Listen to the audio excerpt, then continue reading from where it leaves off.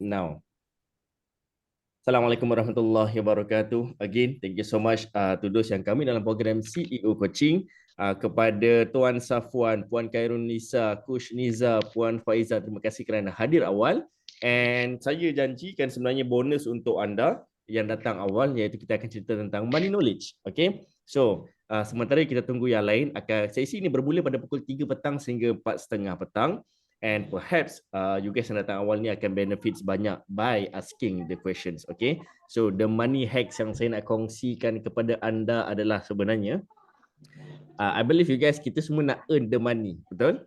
So in order to earn the money, dia ada satu barrier yang basically akan menghalang you untuk mendapatkan duit.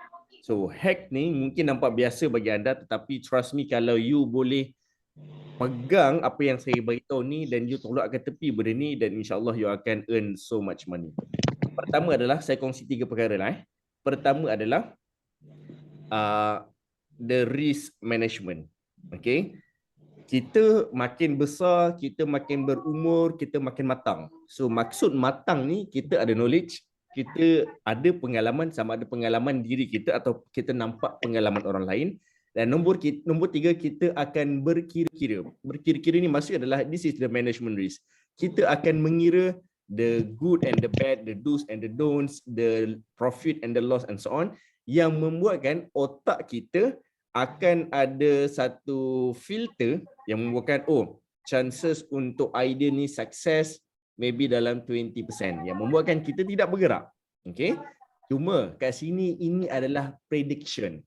Okay, so first thing first about money hacks adalah, you memang kena predict you punya idea, you kena predict you punya future, you punya business, tetapi dia tidak menjadi barrier untuk you langsung tidak buat. Itu pertama.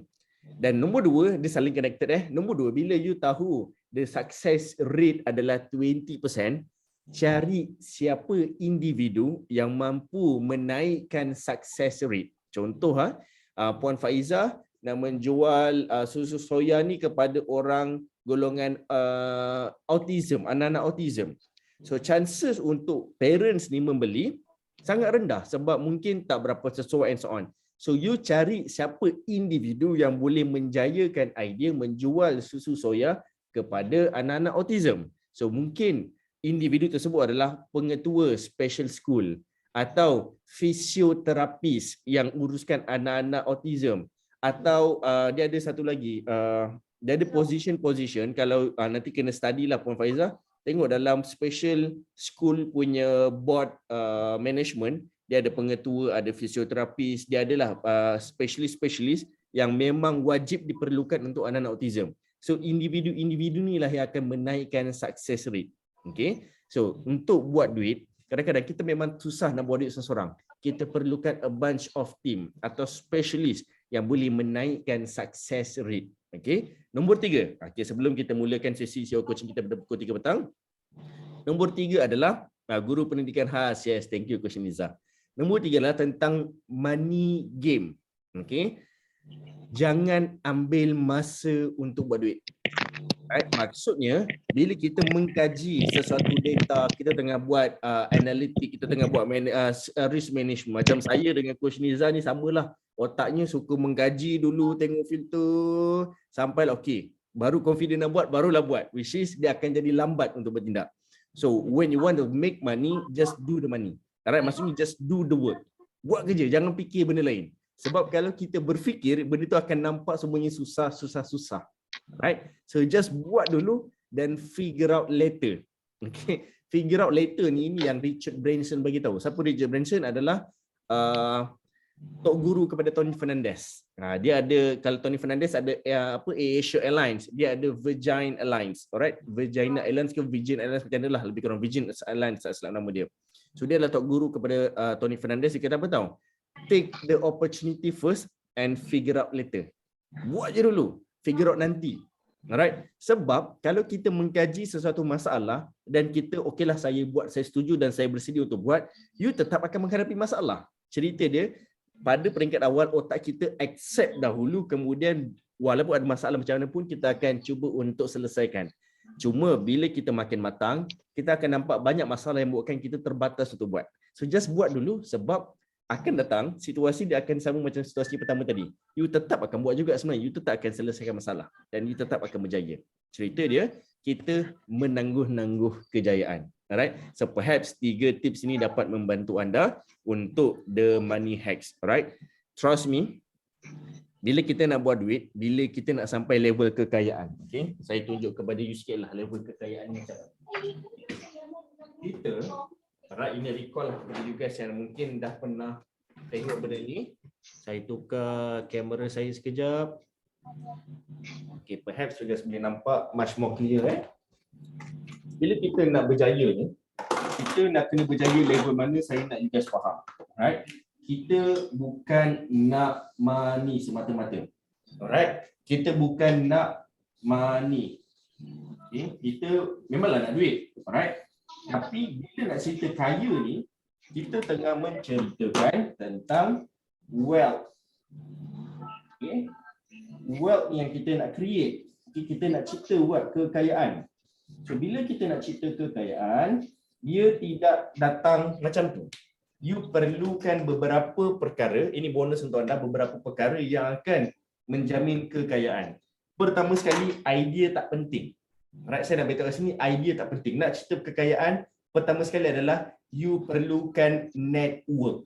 Okay, ini saya tak tulis, tolong tulis dalam buku notat anda. Pertama, you perlukan network. Siapa network? Adalah kenalan atau individu atau spesialis yang boleh bantu anda jadi kaya. Alright. Nombor 2 adalah you perlukan capital. Okay, ada orang cakap nak berjaya ni, nak kaya ni, duit tak penting. Duit penting sebab bila you nak expand kat sini, you perlukan duit. Okay? Cuma duit ni bukan dari duit pocket you. Mungkin dari kerajaan, mungkin dari investor, mungkin dari shareholder, mungkin daripada orang lain. Alright? Jangan risau tentang capital, tetapi capital is still important. Nombor 3, apa yang you perlukan adalah you perlukan strategi. Okay? You perlukan strategi. Okay? So kat sini kita ambil case Bulan Bintang. Bulan Bintang spend 2 juta untuk marketing dia raya ni. Duit dia ke? Tidak. Duit investor, duit government, duit orang lain. 2 juta ringgit. Okay? Dan dia pakai beberapa strategi untuk menjayakan idea tersebut. Bila dia spend 2 juta marketing, dia expect agak-agak, you guys rasa kalau tolong tulis dekat ruangan komen, agak-agak bila Bulan Bintang spend 2 juta ringgit marketing, berapa ringgit sales yang dia orang expect? Cuba tulis kat situ. Berapa juta sales yang dia orang expect raya ni saja. Cuba tulis kat ruangan komen. Saya tengok prediction anda. Okey. Berapa agak-agak? 32 juta. Woi, betul ke Tuan Sofwan? Ini yang dia beritahu Saya pun tak tahu sebenarnya. Okey. Agak-agak berapa? Tapi saya percaya dia predict lebih daripada 10 juta. Alright, dia akan predict belas juta ke atas. Okey, dengan spend 2 juta. Harganya pun boleh tahan 20 juta. Okey, but I believe more than that. Kenapa kita tak mengejar money? Money adalah short term punya game sebab dia ada ending. Okey, money dia ada ending. Bila wealth dia tiada ending. Okey. Sebab tu idea tak penting. Idea tu adalah untuk money. Idea nak buat duit adalah melalui booth. Itu saja. Paling tidak habis hari booth. Contohlah you buka booth 2 hari. Habis 2 hari, habis dah. Takat ni je lah you dapat duit you. Bila you ada wealth. You nak buat booth, you nak buat online, you nak buat franchise, you nak buat licensing, semua boleh kat sini sebab you menarget atau you mensasarkan kepada wealth. Okay. So kat sini inilah strategi. Strategi dia macam ni. Strategi nak kembangkan bisnes, strategi nak lajukan bisnes, strategi apa yang you perlukan. So bukan wealth, bukan money. Money is still important. So macam mana, what is the connection antara money dengan wealth? Jom kita structure. Okay. Apa connection antara money dan wealth? Kat sini wealth adalah apa yang you nak dalam masa setahun. Contoh kat sini Puan Faiza. Puan Faiza nak buat berapa agak-agak? Setahun. 300,000. Berapa? Oh, sekejap. Saya rasa earbud saya tak terconnected lagi. Okey, yes. Puan Faiza, agak-agak tahun ni nak berapa? 300,000. Okey, RM 300,000. Ini adalah apa yang Puan Faiza nak pada bulan 1 sampai bulan 12. Ini adalah kekayaan Puan Faizah. This is wealth. Macam mana nak set money? Money adalah macam nak set bulan 1, bulan 2, bulan 3, bulan 4 sampailah bulan 12. Ini berapa target dia? Ini RM berapa, RM berapa, RM berapa. Ini yang kita nak set. This is yang kita nak cerita money. Money ni apa yang kita target setiap bulan. Kalau macam saya pernah buat setiap bulan, saya pernah buat setiap strategi. Contoh, okey, strategi universiti. So berapa minggu pertama universiti berapa? Minggu kedua dan ketiga strategi corporate marketing berapa? Strategi ni, strategi ni, strategi ni. Add up dia akan mendapatkan saya punya kekayaan setahun. Okey? Setakat ni jelas? Right, fantastic. So since kita dah pukul 3 minit, okey, saya akan mulakan sesi CEO coaching. So kita ada lagi 2 minit, kita bagi extra lah. Kita bagi lagi 2 minit untuk sesi Q&A supaya benefit daripada sesi yang saya sharekan tadi. Alright, saya nak 2 soalan saja daripada anda. So please jot down your questions kat ruangan chat room atau boleh unmute yourself dan tanyakan soalan. Silakan. Alright, 2 minit saja. Cepat. Coach Niza ada soalan? Coach Niza dah unmute dah tu. Jawab. Boleh ni je terus. Okay, settle. Oh, ingatkan nak tanya soalan, right? So kat sini kalau ada soalan boleh tuliskan soalan anda kat ruangan chat room. And kalau belum ada, okay. So perhaps you guys dapat the 3 hacks about risk management and the idea of money and wealth yang saya kongsikan kat belakang. Boleh? Alright, fantastic. So again, saya nak welcome dahulu Coach Niza, Puan Faizah, Puan Khairun Nisa, Tuan Safwan. Haras ni siapa ya? Right, Puan N. Ini sorry sebab saya perlu come again. Haras Teacher Ain.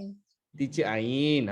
Okay. So saya perlukan anda untuk rename nama anda so that kita dapat berkenalan dengan lebih better. Teacher Ain, bisnes apa?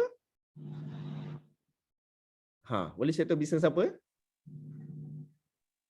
Property kalau tak silap. Property. Dekat mana lokasi Teacher Ain? Bahau. Okey. So kat sini saya perlukan anda untuk rename juga nama, profession dan juga location. Okey, tak apa lain selalu saya dah bantu. Macam mana Coach Niza buat, macam mana Puan Faizah buat, macam tu saya perlukan anda untuk rename nama anda. Okey. So perhaps Puan Khairun Nisa, Puan N dan juga Tuan Safwan pun dah buat. Fantastic. Okey. So sebab pentingnya nama ni kenapa? Pertama, again saya akan ulang-ulang sampai bila-bila. Bila kita gagal perkenalkan diri, macam mana orang nak beli servis kita atau produk kita. Orang tak kenal kita. Orang beli bukan sebab produk kita bagus, bukan sebab servis kita bagus, sebab mereka kenal kita. Nombor 2, bila kita gagal memperkenalkan diri, bila you nak buat branding. Okay, branding ni adalah resume. Alright, so bila kita gagal ketengahkan resume kita, macam mana orang nak hire kita. Okay, nombor 3, saya nak you faham tentang nama. Bila orang ingat kita, orang faham, orang kenal kita, orang akan mula menceritakan tentang kita. Alright, so macam mana orang nak cerita tentang diri you kalau mereka tak kenal you. Alright, so it is super important, especially you guys yang dalam sesi CEO coaching hari ni dan yang menonton kat YouTube channel nanti. Perkenalkan diri sangat-sangat penting, terutama 3 perkara. Pertama, nama. Kedua, profession atau bisnes apa yang you buat. Nombor 3 adalah location. Okay, so kat sini saya harap you guys boleh ingatlah sampai bila-bila, so that ini akan membantu anda punya performance, insya-Allah. So let's kick off the program hari ini. Kita di dalam sesi CEO coaching. InsyaAllah sesi ini akan tamat pada pukul 4:30 petang. Okay, saya nak you guys get ready soalan-soalan. Sebab kenapa? Ada beberapa perkara yang saya nak you guys benefit nanti. So screen is recording, jangan risau. Jom kita selawat dahulu sebelum kita mulakan program kita. Sebab apa? Nabi pesan, kalau dalam sesuatu majlis tu tiada selawat, program itu busuk seperti bangkai. So jom kita selawat. Allahumma salli ala sayyidina Muhammad wa ala ali sayyidina Muhammad. Jom kita baca doa dulu. Allahumma salli ala sayyidina Muhammad wa ala ali sayyidina Muhammad. Ya Allah, ya Razzaq, ya Wahhab, ya Fattah, ya Ghani, ya Mughni, ya Rahman, ya Rahim. Allahumma alhimni rushdi wa azni min syarri nafsi. Maksudnya adalah, ya Allah, berilah aku ilham, petunjuk iaitu kecerdasan, dan lindungilah aku dari kejahatan nafsuku. Amin amin ya rabbal alamin. you guys please baca doa ini, especially saya kalau baca doa ni saya ingat apa tahu? Pertama, saya dapat banyak idea sebab saya bercakap. So bila bercakap ni dia biasanya akan perlukan spontan punya response. Nombor dua adalah saya baca doa ini untuk dapat problem solving, right? Untuk dapat penyelesaian. Dan nombor tiga, saya baca doa ni adalah untuk saya sentiasa cerdas, otak saya pandai. Okay, so please amalkan doa ini. Okay, so kalau macam saya kadang-kadang nafsu makan, saya membuat-buat waktu saya nak diet, saya pun baca doa ni. Okay, so perhaps membantu anda. So kat sini ada beberapa house rule yang saya nak anda semua tahu. Pertama, saya menggalakkan anda untuk switch on video sebab saya nak ada well communication dengan anda. Tetapi saya faham mungkin anda sedang bekerja, sedang bertugas. Saya faham, but I do really appreciate your efforts. Nombor dua, please unmute yourself kalau tiada gangguan, tiada bunyi-bunyi kat sekeliling, tiada suara orang kat sekeliling. Please unmute so that saya boleh ada respons yang terbaik daripada anda. Sebab kenapa? Kalau bising tu saya takut mengganggu sahabat-sahabat kita lain yang nak belajar. Nombor tiga, again, rename yourself, nama, profession atau bisnes apa yang you buat dan juga location.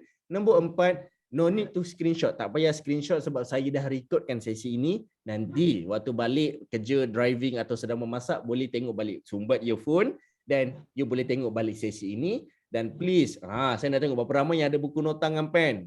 Mana buku nota dan pen anda? Okay, tunjuk-tunjuk sikit. Yes, Tuan Safwan ada dah. Okay, Puan Faiza, Coach Nizal macam biasa lah. Dia dah memang perfect dah. Okay, tak payah nota dengan pen. Dekat typing nanti dia akan type balik.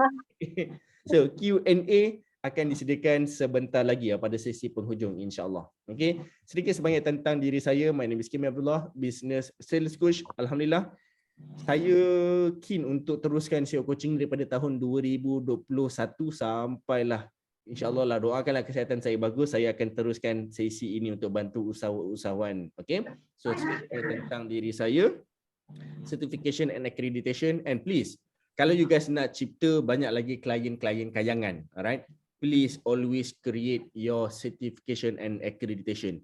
Inilah yang dinamakan personal branding.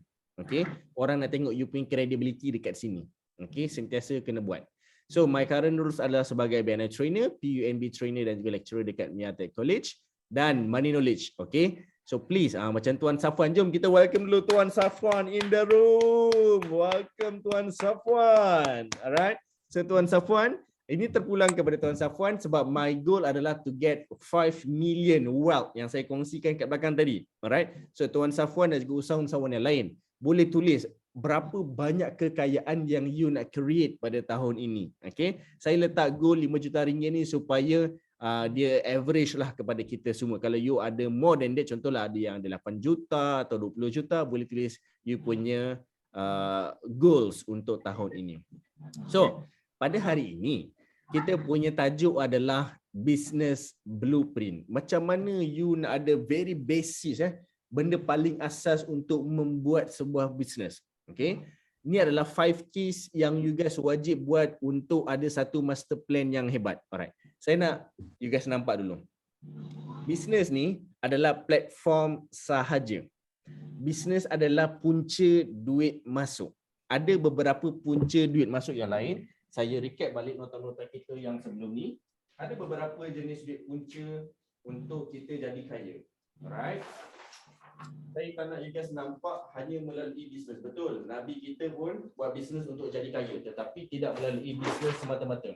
Alright, saya zoom sedikit, saya sekejap spotlight. Alright, tak nampak sangat kamera saya tukar sekejap. Okey, ini adalah cara nak buat duit. Okey, ini adalah cara nak buat duit. Okey, kita nak duit, kita nak kekayaan, kita nak ringgit Malaysia atau US dollar, atau akan datang saya pun nak yuan sebab yuan akan menarik akan datang.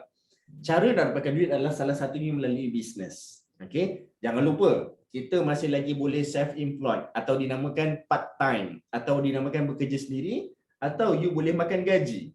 Okey, dan 3 punca ini yang membuatkan duit laju masuk. Macam Coach Niza self-employed sebagai healing coach. Tapi akan datang Coach Niza, contohlah anda kata tolong bantu jualkan produk orang. Tapi macam mana nak jadi sebagai business title bila Coach Niza ada agent bawah you. Itu pun dikategorikan bisnes sebab manusia yang bekerja untuk you. You tak buat apa-apa pun. Whereby Coach Niza memang seorang marketing manager, memang full time makan gaji. Alright, kat sini masa yang mempertaruhkan duit Coach Niza.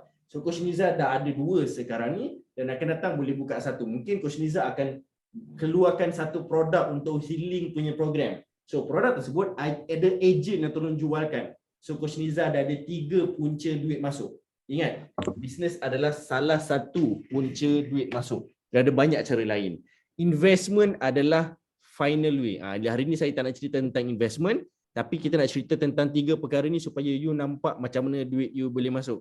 Setakat ni bermanfaat tak untuk you? Siapa yang jelas tentang apa yang saya explain tadi? Type yes dekat ruangan chat room.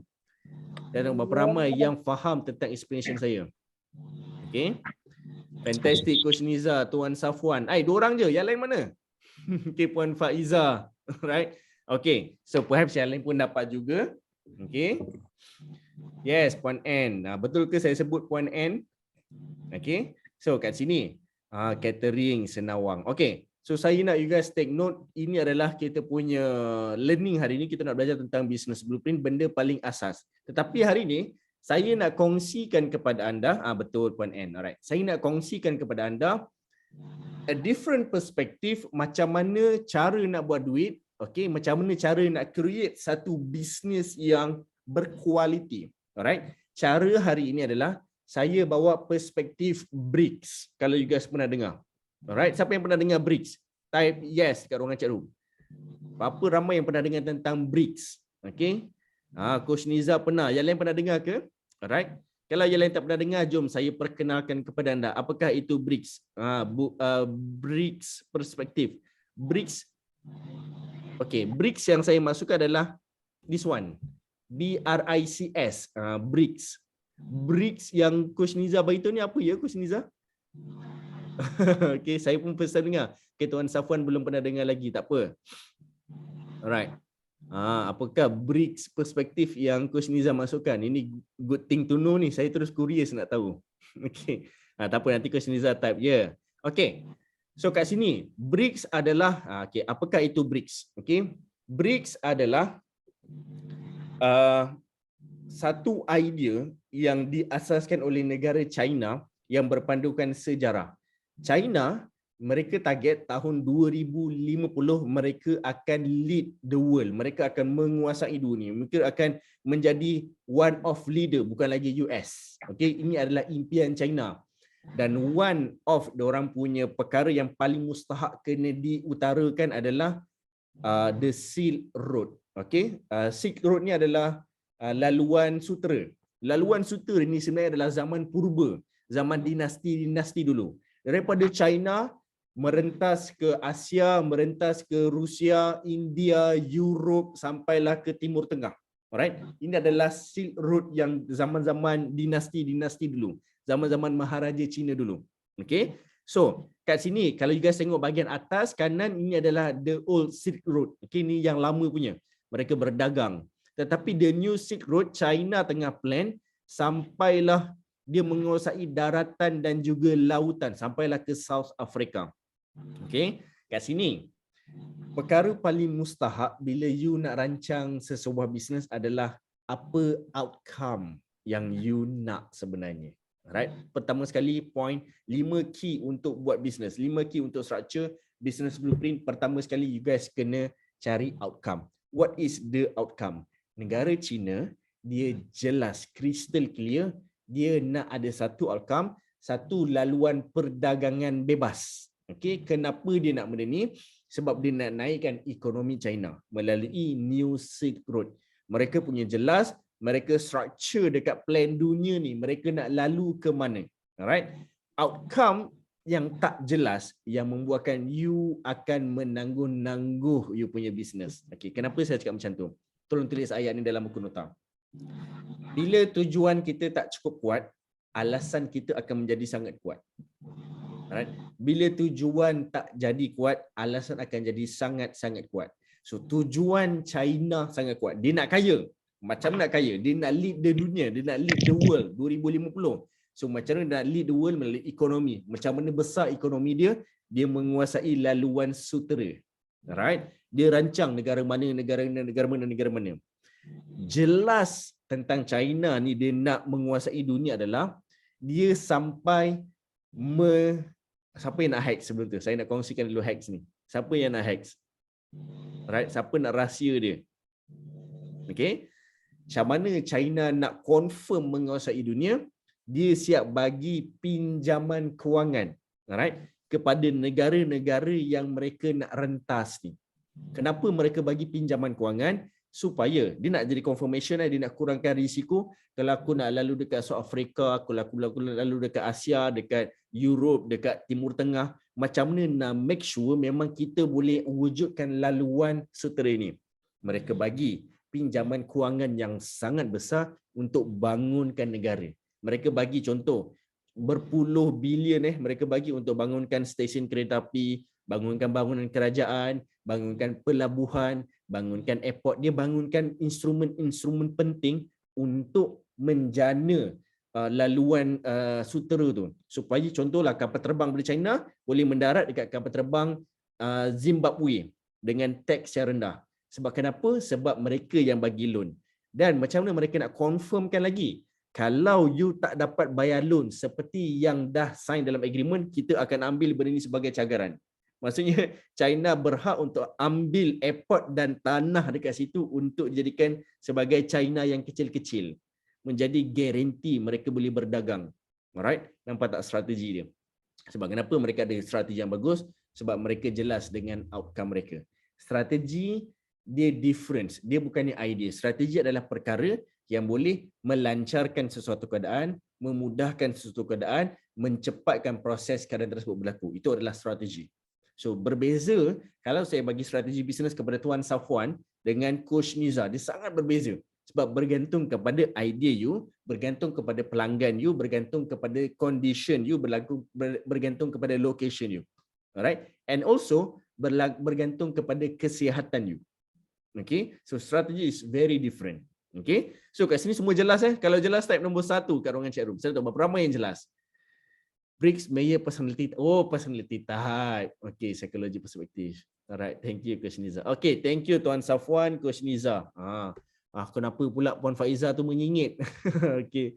Alright, thank you so much. Still participate dengan saya. First, bila you nak buat satu business blueprint, wajib jelas dengan outcome you. Nombor 2 adalah bukan nombor 1. Okay. First you kena, saya lupa. Outcome ni adalah you kena tahu dulu apa yang you nak. Alright, you kena tahu apa yang you nak. Key nombor 1 adalah sebenarnya adalah aim atau target you. Okay? So betulkan balik dalam nota you. Saya confuse sikit tadi. Right. Key nombor 1 adalah aim. Dalam bisnes, perkara paling mustahak untuk buat sesuatu bisnes adalah siapa pelanggan you. Okay? So kat sini saya kongsikan satu story boleh ke? Alright. Saya kongsikan story bila saya buka kilang besi. Alright. Besi bukannya saya punya game. Alright. Besi bukannya saya punya bisnes. Besi adalah satu idea untuk membantu sahabat saya. Sahabat saya dalam welding industry, cuma dia tak ada rezeki lagi, peluang untuk buat atau bekerja dalam industri welding.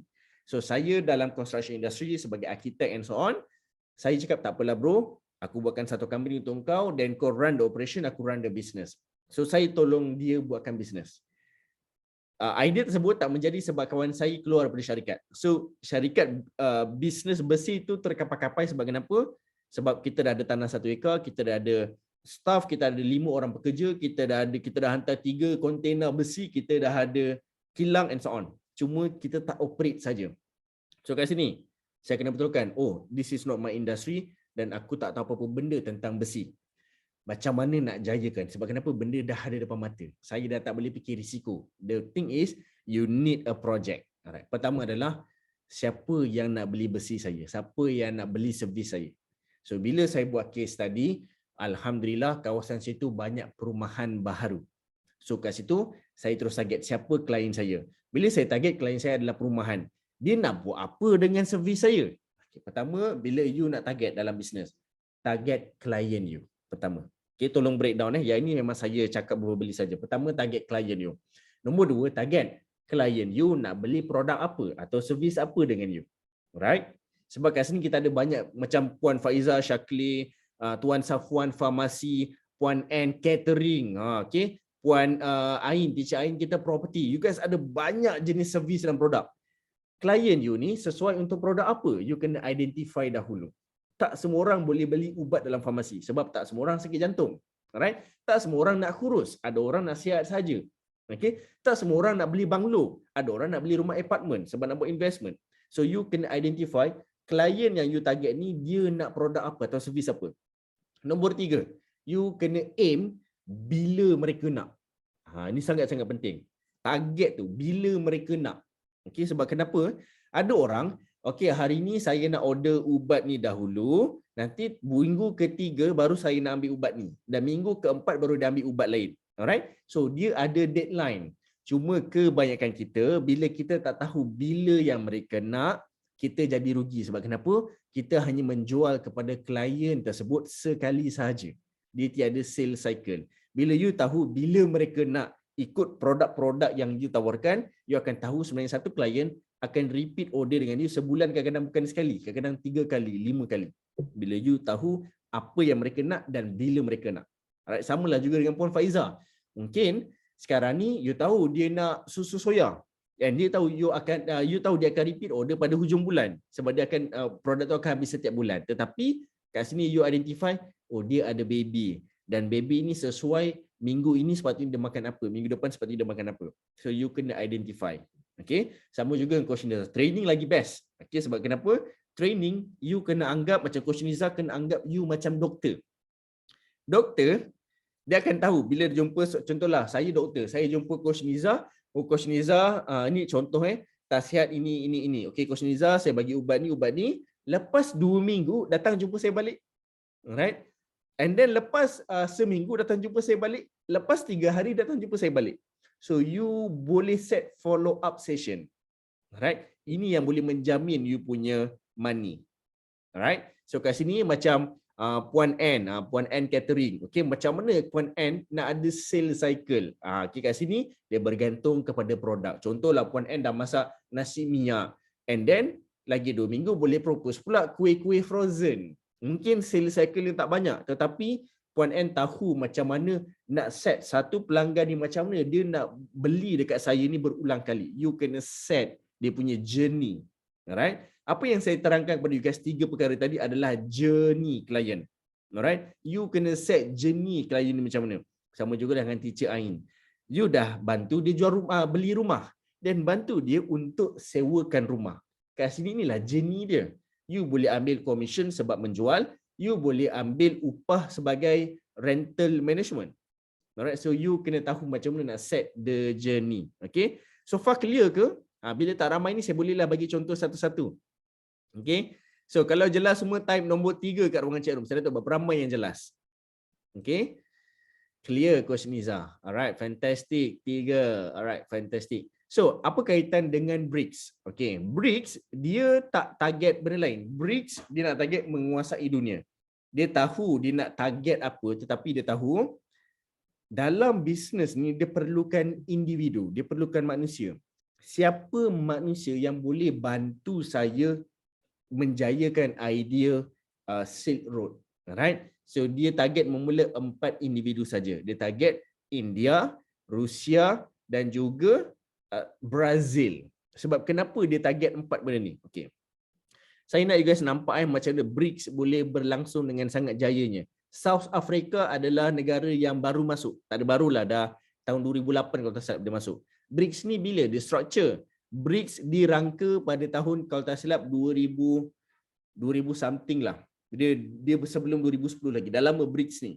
Cuma tak ke tengah lagi. Dia sama juga macam OPEC, macam negara-negara Timur Tengah, Gulf country, ASEAN, ni dia bina untuk BRICS. Okay. Macam mana BRICS boleh terbina? China, alright, saya suka strategi China sebab China dia very strategize untuk mengetengahkan suatu idea. China target mana-mana individu yang boleh menjayakan idea dia. Macam saya cakap tadi pada Puan Faiza. Puan Faiza nak jual susu soya dekat anak-anak autism. Siapa individu yang boleh menaikkan success rate tadi? Alright. China dia target Brazil.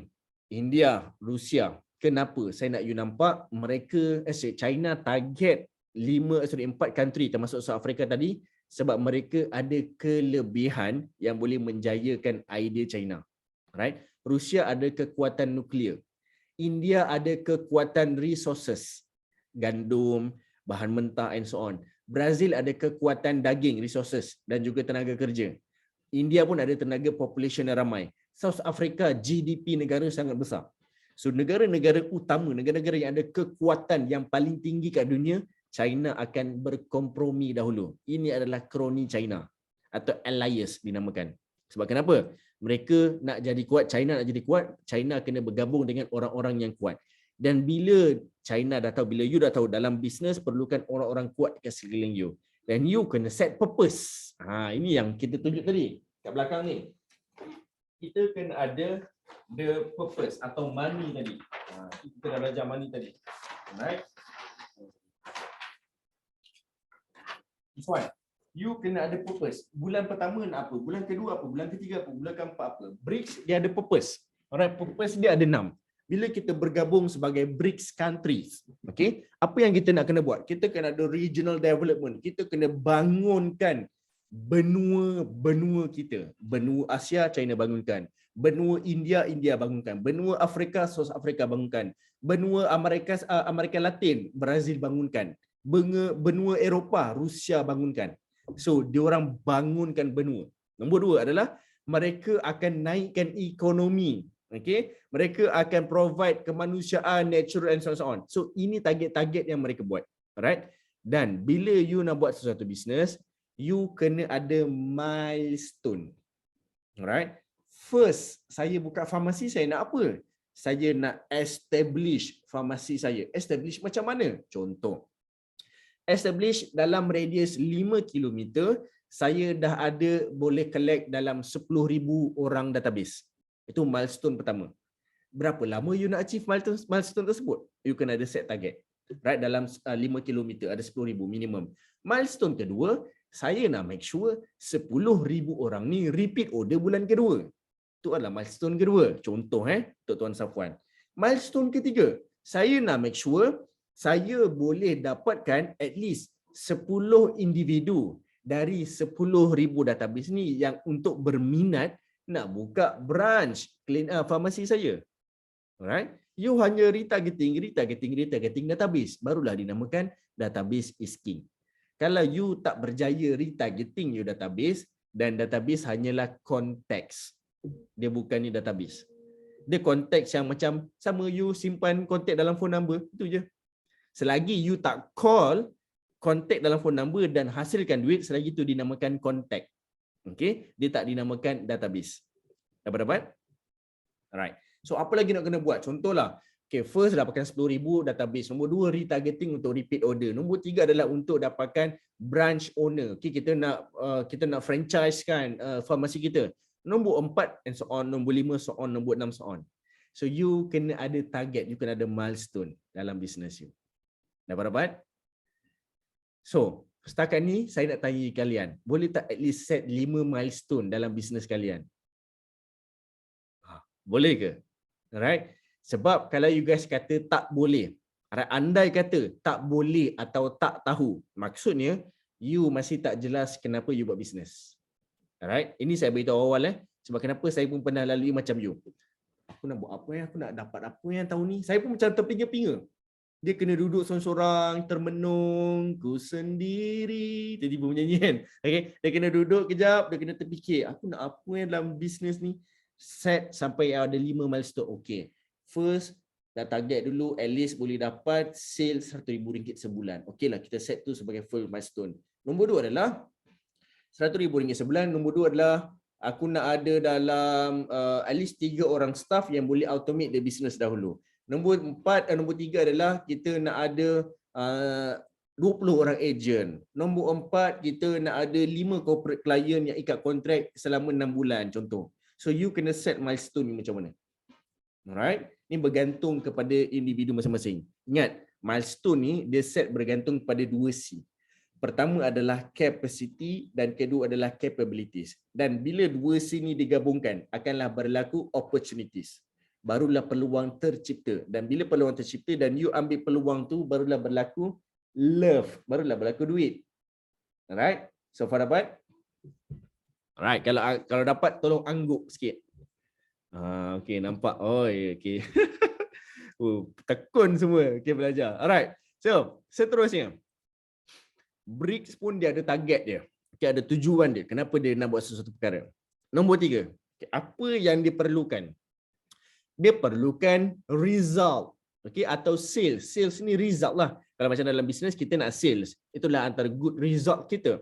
Tetapi, dalam bisnes, bila you ada milestone, sales adalah one of result yang kita target.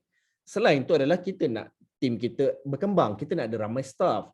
Kita nak ada banyak franchise. Kita nak licensekan kita punya trademark. Kita nak automate kita punya business. Apa you punya result yang you nak? Apa you punya target? Alright?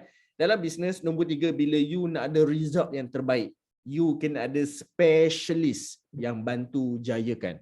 Okay? Tentang BRICS saya kongsikan nanti. You kena ada specialist yang boleh bantu you. Coach Niza, walaupun Coach Niza seorang marketing manager, Coach Niza belum tentu ada kudrat dan masa untuk buat the whole marketing campaign. Setuju? Right? Saya seorang business sales coach. Saya ada banyak strategi dan idea, tetapi trust me, saya tiada masa dan kudrat untuk buat closing. Trust me. Okay? Sebab tak semua orang ada capacity untuk buat satu perkara. So bila you tahu you tiada capacity tersebut, you kena appoint specialist untuk bantu you buatkan. Alright? Saya boleh je run training seorang-seorang, tetapi bila pergi kepada physical program, it's quite hard. Dia bukan impossible, it's quite hard untuk saya run physical program seorang-seorang. Alright? Macam Tuan Safwan pernah tengok saya run program PUNB, kelang kabut, tiba-tiba technical problem, saya kena lari technical. Tiba-tiba mic problem, saya kena lari uruskan mic sekejap. Oh, nak patah balik naik stage. Dia akan jadi chaos sedikit. Tapi mungkin tak nampak lah Tuan Safwan. Sebab saya macam acak-acak boleh cover line semua benda kan. So, trust me, kalau macam Coach Niza pun kalau pernah buat physical program, kita agak susah nak run seorang-seorang kan, Coach Niza kan. Alright? Sebab tu kita perlukan specialist untuk bantu kita. So kalau Puan Faizah nak jual Shaklee, alright, secara booth, contoh kat shopping mall, Puan Faizah pun perlukan specialist. Siapa yang boleh bantu untuk register kan dekat shopping mall? Dia kan ada orang yang dah biasa buat, yang menguruskan everything. Dari segi setup, berapa banyak deposit, paperwork and so on. You boleh buat seorang-seorang, tetapi ada ke capacity masa untuk buat benda tu? Ada ke capabilities, ilmu atau pengalaman untuk buat benda tu? So mungkin tak ada. So you can appoint someone. Alright? Saya pernah tengok, saya bagi satu contoh. Siapa yang nak saya bagi contoh? Tolong angguk. Alright. Okay. Kawan saya dia berniaga dekat IOI Shopping Mall. Alright. Dan saya sajalah kepoci sikit kan. Macam nak tahu macam mana kau berniaga kat IOI. Saya tengok, saya follow je buntut dia. Jom ikut I pergi management office. Kita nak buka booth kat bawah. Okay, tengok macam diorang apply, berapa tebal form, berapa tebal duit yang kena bayar. Shopping mall, you nak buka booth kecil dekat shopping mall, you kena bayar 6 bulan in advance sewa. So kalau sewa sebulan tu RM8,000, you kena kalikan 6 lah. So ada berapa jom kita kira. 8 kali 6, you kena ada RM48,000 cash. Bayar direct kepada management untuk you dapatkan tapak tersebut. Thank you Coach Niza. Alright. So you kena ada RM48,000, barulah you boleh isi duit, isi form untuk apply tempat. Dan kalau ada tempat bersesuaian, barulah dibagi pada you. Kalau tiada tempat dalam tempoh masa yang diperlukan, yang dia berikan, dia akan pulangkan balik you punya duit. So kat sini, dia bukan simple-simple lah. Orang yang main booth ni semua kena ada, you kena ada capital. Ingatlah, capital tak penting, tetapi capital masih lagi boleh bantu you untuk expand the money. Okay. So, setakat ni jelas boleh angguk kalau jelas? Alright, fantastic. Oi, macam betul-betul puasa ni aja orang-orang puasa. So, antara target dalam BRICS, yang ini you guys boleh follow. Saya suka follow ekonomi sebab kalau saya nak buka bisnes kat luar negara, saya nak ada bisnes yang import export, saya akan guna pakai model ini. And yes, saya memang tengah guna pakai untuk business training. Sebab saya nak ada training base dekat Indonesia, saya nak ada training base dekat Singapore, dekat Brunei. Kenapa? Saya jelas sebab saya nak pakai currency US dollar. Alright? Sebab currency lagi tinggi. Atau saya nak pakai currency sekarang ni currency US dollar lah sebab dia sebagai international currency. So kalau akan datang pakai yuan currency, saya akan pakai yuan currency. But anyway, kalau saya nak pergi ke luar negara, alright, saya kena faham dulu macam mana negara-negara boleh buat import export. Maksudnya kita belajar dunia besar sikit. Kenapa BRICS diwujudkan? Kerana mereka nak menguasai ekonomi dan currency. Nombor 2 adalah mereka nak menguasai defense industry. Nombor 3 alliance dan votes. Nombor 4 nature and resources. Nombor 5 adalah food security. Ini adalah antara main. Dia ada banyak lagi lah. GDP, area, population and so on. Okay? Cuma kalau saya sebagai seorang businessman, kenapa saya nak pergi ke luar negara? Pertama, saya memang target, yes, for sure adalah currency. Nombor 2, kenapa defense? Alright, defense untuk bisnes adalah saya bersaing dengan key player macam Hasbro Brothers, Azizan Osman, Abdul Basit and so on. So kalau saya hanya duduk dalam negara Malaysia dan saya tahu saya tak boleh nak kaya sangat dan saya berpindahlah ke luar negara supaya saya boleh parking bisnes saya dekat banyak tempat. Alright, untuk defense ekonomi syarikat. Nombor 3 adalah saya nak ada alliance dan votes. Saya nak ada votes dalam bisnes adalah saya nak ada ramai klien. Alright? Saya nak ramai orang sokong saya. Kalau dia tak jadi klien, at least dia jadi follower saya dahulu. Cukup untuk menaikkan brand saya dahulu. Alright? Bayangkan Indonesia tahun 2035 dia ada dekat 350 juta kalau tak silap rakyat negara dia saja. Dan average population adalah 28.6 tahun. Bayangkan rakyat dia ada bonus demografik. Ada rakyat yang orang muda dia ramai.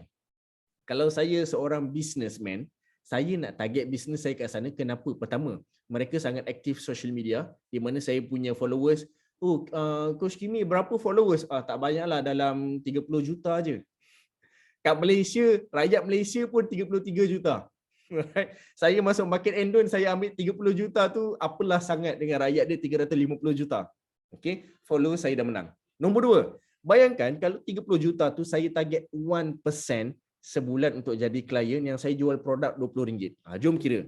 Bantu saya kira 30 juta kali dengan 1%. 300,000, saya jual produk RM20 saja. Sebulan sale saya RM6 juta sebulan. Alright? So bayangkan, the numbers don't lie. Okay? So kat sini you kena, yes, 6 mil. Thank you Coach Niza. You kena tahu kenapa you nak expand ke luar negara. Ni belum cerita Brunei Brunei, Singapore tak ramai rakyat. Tetapi kalaulah saya target 1%, saya tak jual RM20, saya jual RM100. Saya still dapat the high profit. Saya tak dapat quantity, tapi saya dapat quality. Okay, nature and resources. Kalau saya sebagai businessman, saya mungkin akan penat. So, macam mana saya nak gantikan diri saya? Saya boleh dapat trainer dari Singapore, saya boleh dapat resources daripada Brunei, saya dapat resources dari Indonesia, saya boleh dapat multi resources. Okay. Nombor 4, nombor 5 adalah food security. Okay, food security ni is different lah. Okay, you bergantung kepada apa target dia. Contohlah macam saya target, saya akan datang, saya tak semestinya lah akan training semata-mata, saya akan ada produk, saya akan ada business based product. So saya boleh dapat raw material dari negara-negara lain yang slightly lebih murah. Saya mungkin boleh dapat raw material daripada Myanmar, daripada Vietnam, daripada China. Alright, yang boleh membuatkan saya still earn the profit yang sangat besar. So benda ni penting untuk Puan Ann kalau you dalam catering. Okay? Mungkin Puan Ann ada pakai cendawan, so mungkin you boleh import dari Indonesia. Mungkin you boleh, contohlah nak ambil shark fin, you boleh import daripada Singapore. I don't know. So kat sini resources you sangat-sangat penting. Nak ada tempe, boleh import daripada Indonesia. Okay? So that you control the expenses, you boleh naikkan lagi profit. Macam Tuan Safwan. Tuan Safwan lagi produk-produk Malaysia kadang-kadang profit margin ni kecil-kecil kan? Okay? So cuba pergi Indonesia dan you explore pharmacy market dekat Indonesia. Dan you bawa ke Malaysia, profit margin you besar. Kita tak payah cerita ubat lah, kita cerita kain batik saja. Berapa besar margin dia bila bawa ke Malaysia. Okay? Sebab tu, orang Indonesia, mereka sampai dah tak nak berurusan dengan businessman kat Malaysia. Mereka ambil inisiatif kita nak buka office sendiri dekat Malaysia. Right? Sebab mereka nampak the the difference in terms of profit bila mereka sendiri yang buka, bukan melalui distributor. Okay, bukan melalui wholesaler. Alright. So kat sini, bila you jelas dengan apa outcome atau target yang you boleh dapat bila buat business, you kena tahu juga you punya credibility. Alright. In order untuk credibility ni penting untuk next topic. Okay. Key nombor 4 adalah credibility. Credibility adalah branding. Alright. Credibility adalah resume. Alright. Kenapa China perlukan credibility yang kuat? Kenapa? Sebab dia nak orang lain, negara-negara lain semua tunduk dengan dia. Okey? Kenapa? Tunduk dia ada banyak maksud. Pertama, boleh jadi respect. Nombor 2, boleh jadi takut. Okey? Dia ada banyak maksud tunduk. Saya nak you guys nampak sebagai seorang businessman. Kenapa China nak orang tunduk dengan dia? Supaya China tidak diserang. Itu kalau takutlah. Kenapa nak orang tunduk dengan China? Supaya nak orang berkolaborasi atau berdiplomasi dengan China untuk memudahkan satu keadaan atau mengayakan China and so on. So kat sini kita bawa sebagai topik seorang usahawan.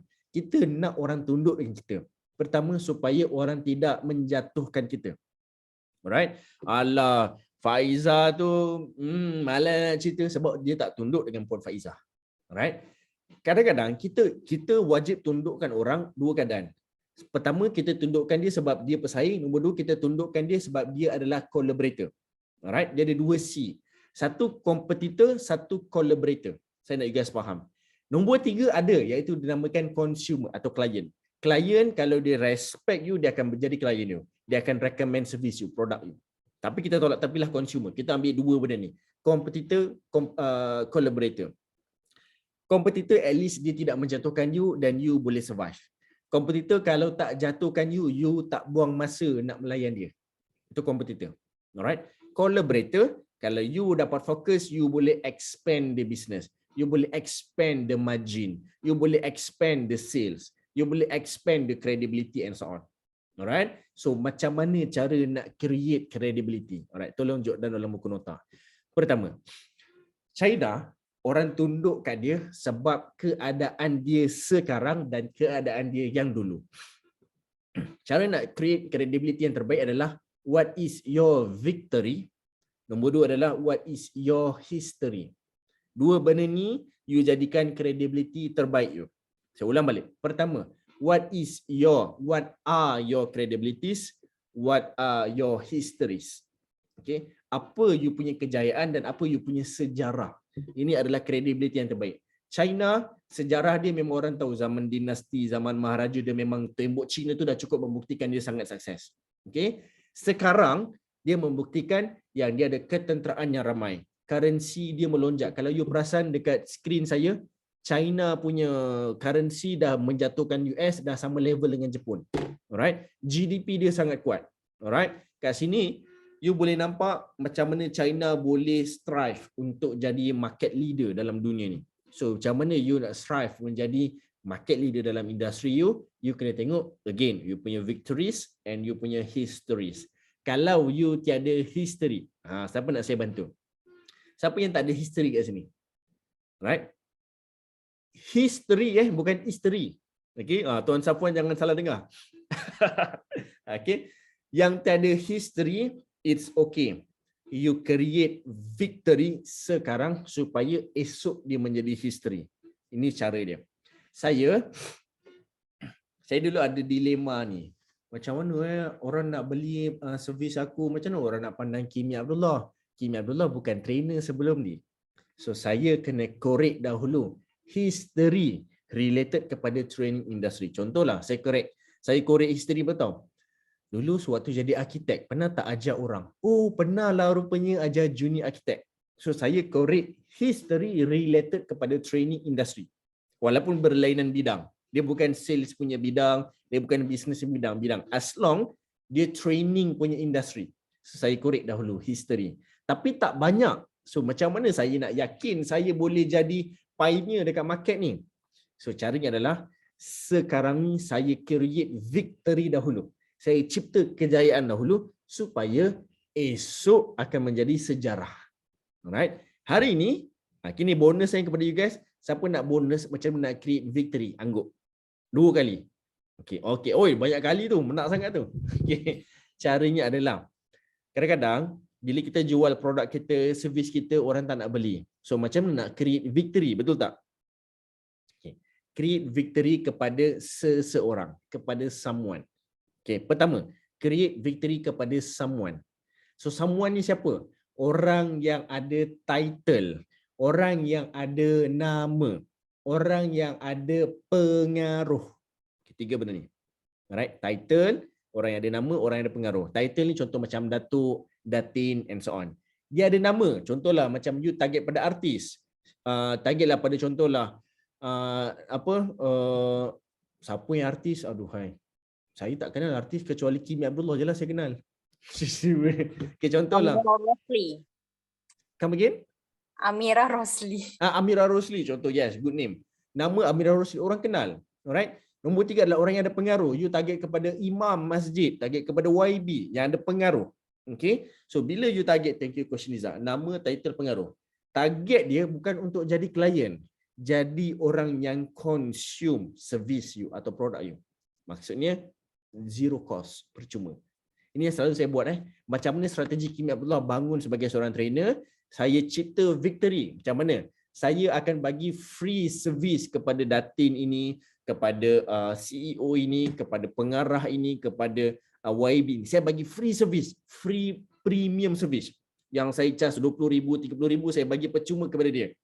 Dengan syarat, saya perlukan you punya testimoni. Dengan syarat, saya perlukan nama you. Dengan syarat, saya nak you buat video. Dengan syarat, you highlight saya punya service.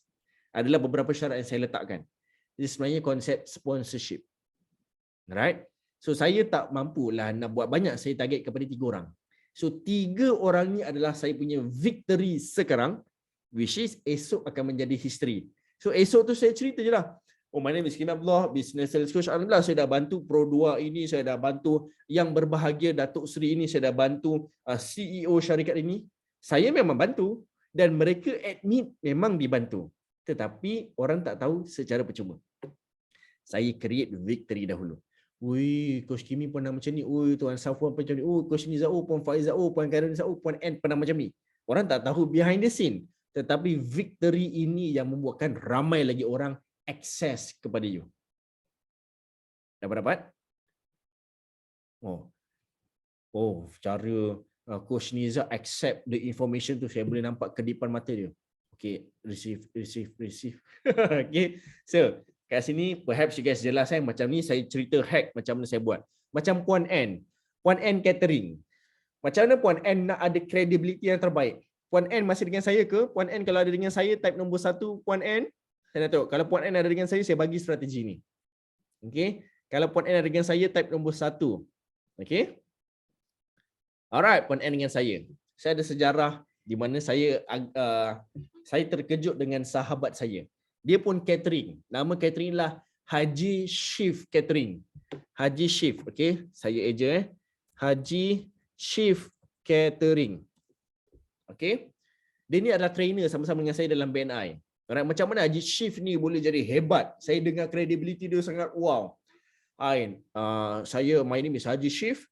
I serve 3 times to Queen. Dia serve, saya cerita pun berambang bulu rumah saya. Dia serve Queen 3 kali. Diraja. Alright, Permaisuri Agong. Alright, ini klien utama dia. Macam mana dia boleh dapat? Saya macam terkejut. Oh, gila Mamat ni. Alright, saya pun terkejut betul. Mamat dia besar-besar badan. Haji Shift.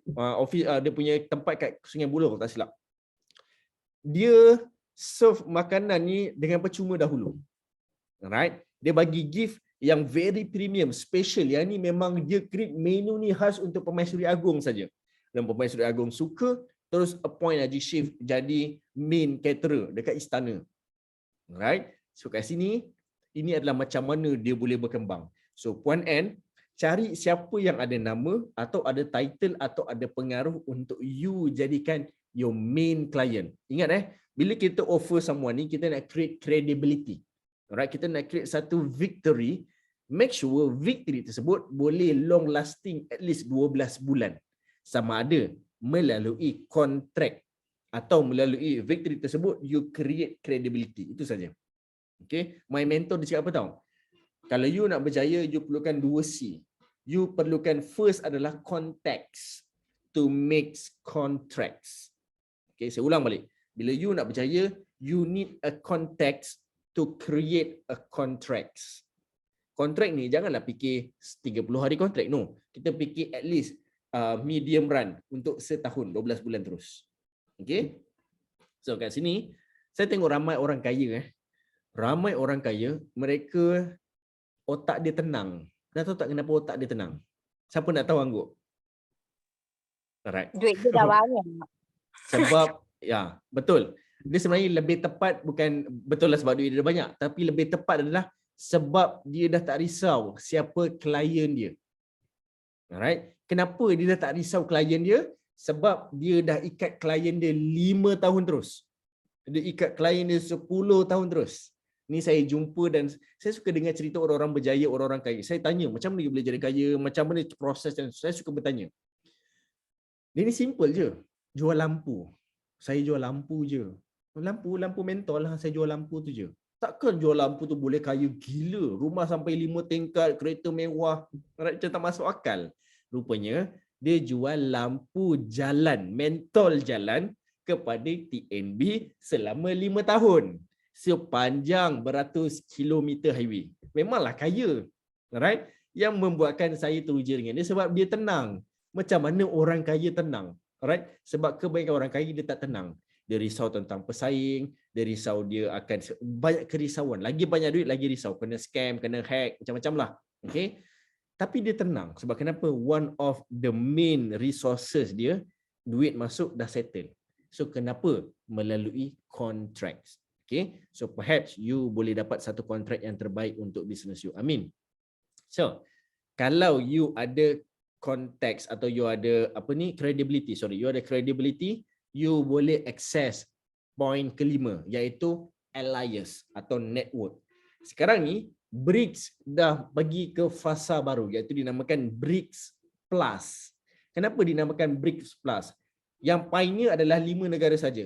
Brazil, R adalah Rusia, I adalah India, C adalah China, S adalah South Africa. BRICS asalnya 4 tetapi dia jadi 5 yang pioneer dan menjadikan BRICS Plus. Kenapa? Kalau you tengok plan dekat dalam skrin saya, banyak negara lain termasuk Malaysia terus apply ke BRICS dalam tempoh beberapa bulan ni, especially pada bulan 3 dan bulan 4 ni paling drastik. Ramai negara apply nak jadi BRICS. Kenapa? Sebab mereka dah nampak kemampuan. Tolong tulis dalam buku nota you. Pertama adalah kemampuan. Nombor 2 adalah kekuatan. Right? Nombor 3 adalah masa depan. Right? Saya ulang balik. Kemampuan, kekuatan, masa hadapan. Masa depan. Kalau you tengok BRICS Plus ni 5 country je. Sekarang Indonesia pun apply, Malaysia apply, Hong Kong apply, Myanmar apply, Bangladesh apply, Pakistan apply, Turki apply, Arab apply, Saudi Arabia, okay, Ethiopia, Zimbabwe, Morocco, Algeria, Mexico, siapa lagi? Chile. Alright, banyaklah. Argentina semua apply. Nak tahu tak kenapa? Siapa nak tahu kenapa? Alright, ini sejarah dia. Okey, sejarah BRICS ni saya tak nak cerita bisnes dulu. Sejarah BRICS. Kenapa mereka apply? Kenapa? Sebab mereka menampak 3 yang saya cakap tadi. Mereka nampak kemampuan, mereka nampak kekuatan, mereka nampak masa depan. Pertama, kemampuan. Mereka nampak BRICS mampu menjadi gabungan negara paling kuat di dunia. Alright, yang boleh mengalahkan US. Mereka dah nampak lama tapi mereka tak yakin. Tetapi selepas dikumpulkan kekuatan, alright, kekuatan defense industry, kekuatan population industry, kekuatan GDP, kekuatan food resources, kekuatan ekonomi, bila dikumpulkan barulah negara tu nampak Bila mereka nampak? Mereka nampak selepas COVID. Sewaktu endemik mereka dah nampak, ui, negara-negara ni laju membangun. Mereka dah nampak kekuatan ni. Kemudian mereka nampak masa depan. Kenapa mereka nampak masa depan? Sebab BRICS, mereka invite beberapa third party yang boleh mengalahkan currency US. Pertama, mereka menjemput Saudi Arabia untuk join BRICS. Kenapa? Sebab Saudi Arabia lead OPEC, negara-negara petrol dunia. Okey, bila mereka lead negara-negara dunia minyak ni, mereka menggantikan petrol dolar, iaitu US dollar. Transaksi jual beli minyak sekarang pakai US dollar. Mereka menggantikan petrol dolar kepada, kalau tak silap, yuan dolar, atau tak silap macam Saudi Arabia punya dolar, tak silap lah. Okay? So mereka reject US dollar. So bila mereka dump US dollar, negara-negara lain termasuk Malaysia mula untuk dump US dollar, buang US dollar ke tepi, yang membuatkan currency US dollar jatuh. Disebabkan currency jatuh, inflation pun meningkat dan ekonomi makin drop. So US dollar jatuh, bank nombor 1 dunia kepada tak tahulah sekarang berapa. So now, mereka menampak masa depan. Kalau negara aku, Algeria, Mexico, Argentina dah tak pakai US dollar, macam mana kita nak bergantung ekonomi kita? So mereka bergantung kepada negara yang kuat. So saya translate kepada business punya idea. Kalau bisnes kita tak ada kemampuan, macam mana bisnes kita pertama nak bertahan? Tulis-tulis buku nota. Kalau tak ada kemampuan, macam mana bisnes you nak bertahan? Okay? Kalau tiada kemampuan, macam mana bisnes you boleh nak mengganti, bisnes you nak berkembang? Berkembang dahulu.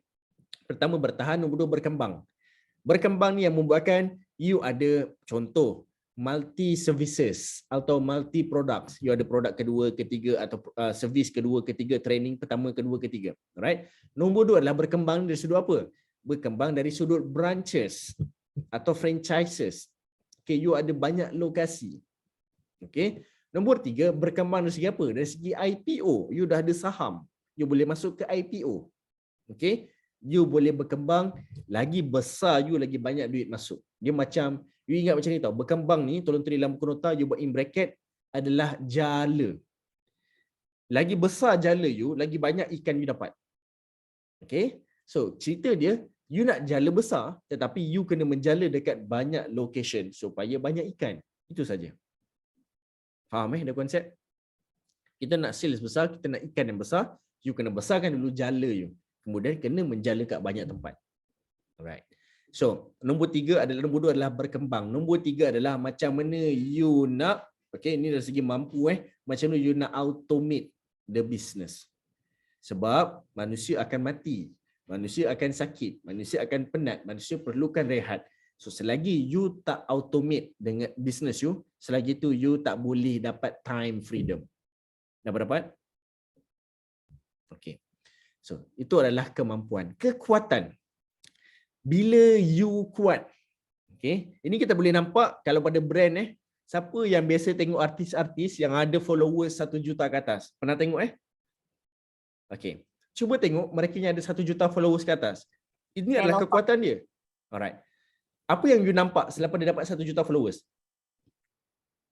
Agak-agak apa? Dia review barang kot. Yes.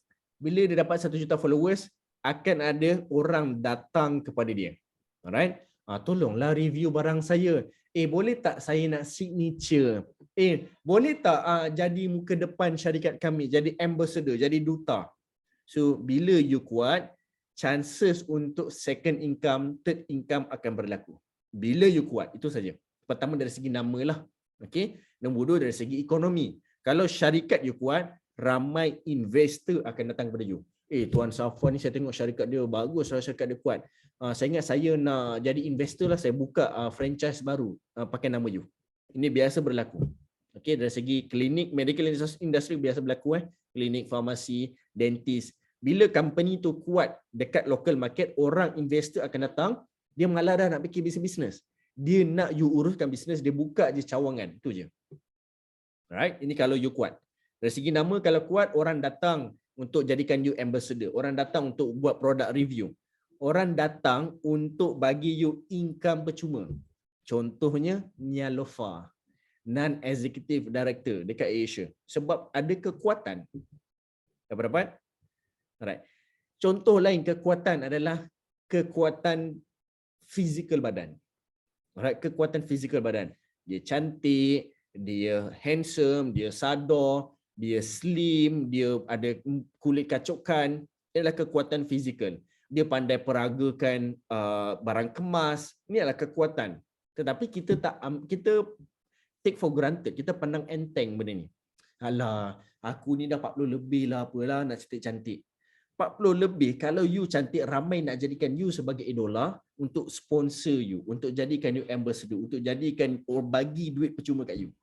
Hari ini saya dah tengok ramai student-student saya yang dah umur 48, 49. Ya Allah, 48 dah kamu. Ya Allah, cantiknya. Hai, macam bergetah lagi. Makan getah ke hari-hari? Contoh. Okay.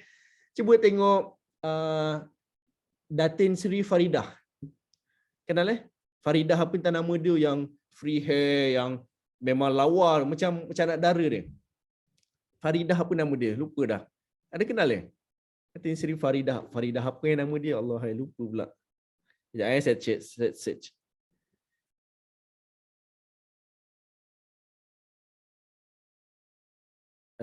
Faridah apa Oh ni, Maria Farida. Sorry, Maria Farida. Alright. Cuba search nama dia, Maria Farida. Dia dah 54 tahun ini. Alright. Dan tengok dia jadi model untuk banyak produk. Alright. Umur dia, muka dia dah macam umur 28, 29. Alright, Maria Farida. Boleh search. Macam mana orang idolakan dia. Panggil dia bagi top untuk kecantikan. Macam tak masuk akal. Alright. Sebab kenapa? Bukan sebab natural gift. Tidak. Sebab dia jaga. Yes, Datin Maria Farida. Dia jaga fizikal dia. Okay. So this is super important untuk kekuatan and masa depan. Okay. You kena nampak dalam bisnes ni, ke mana you nak pergi masa depan you. Kalau you ada inisiatif nak pergi ke Indonesia dan tahu kenapa nak ke Indonesia. Dan kat sini bila ada, ingat rezeki atau peluang akan datang bila you ada 2C. Opportunity akan datang bila you ada 2C. Capacity dan capabilities. Bila you nak ada investor datang pada you kena tahu dulu company you nak ke mana. Kadang-kadang kita sibuk nak ada investor lah, nak ada funder lah. Tapi kita pun tak tahu kita nak ke mana. Macam mana mereka nak datang, and kalau mereka datang sekalipun, oh syarikat you nak level macam ni saja. Tak apalah, saya tak yakin nak invest kat you. Sebab kenapa? You pun sendiri tak ready dari segi capacities dan capabilities. You tak tahu ke mana you akan datang. Alright? So far clear? Okay? So, itu adalah tentang BRICS Plus dan macam mana saya translate ke arah business fundamental. Konsep rezeki dalam bisnes ni sebenarnya adalah 4 perkara. Okay, 4 perkara.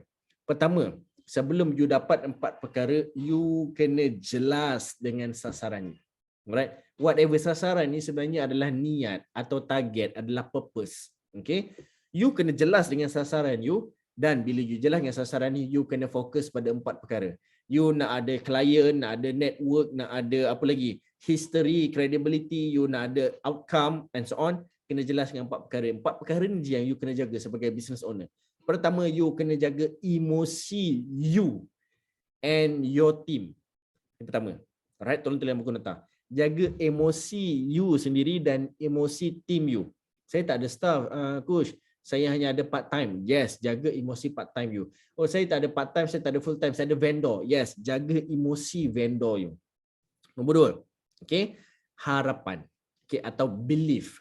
Kat sini you kena jaga apa yang you boleh dijadikan sebagai gula-gula atau propaganda atau mereka punya dreams. Kat sini penting untuk klien, untuk team, untuk investor. 3 orang ni. Alright? Dan juga untuk network. Network, saya nak bernetwork dengan Coach Niza, saya kena letak satu expectation untuk Coach Niza. Coach Niza, jom collaborate sebab saya ada database macam ni yang boleh translate ke arah sale. Translate ke arah sale ini adalah expectation, ini adalah harapan. So set expectation untuk you punya client. Set expectation untuk you punya staff. Set expectation untuk you punya vendor, you punya team members, you punya supply chain and so on. Set expectation kepada you punya investor. Nombor 3 adalah communication. Dalam bisnes, kalau you gagal berkomunikasi, alright? You gagal untuk establish you punya business, you gagal untuk expand you punya business, you gagal untuk automate you punya business. Communication is super important. And nombor 4 adalah anugerah. Anugerah ni dalam bahasa Inggeris adalah recognition. Okay? You kena recognize someone walaupun dia tak dapat capai apa-apa. Ya Allah, rajinnya Puan Faiza ni, saya sukalah dia. You kena recognize someone. Alright, walaupun dia hanya show up early, itu saja. Baguslah Tuan Safwan ni datang awal, sebelum 2:45 dia dah sampai. You kena recognize someone. Baguslah Puan Khairunisa, walaupun dia sibuk bekerja, dia tetap datang training hari ni, coaching hari ni. Alright. Baguslah Puan N, walaupun coverage tak ada sangat, dia tetap participate dalam program ni. Alright. Baguslah Coach Niza, dah lah manager level, tetap belajar juga.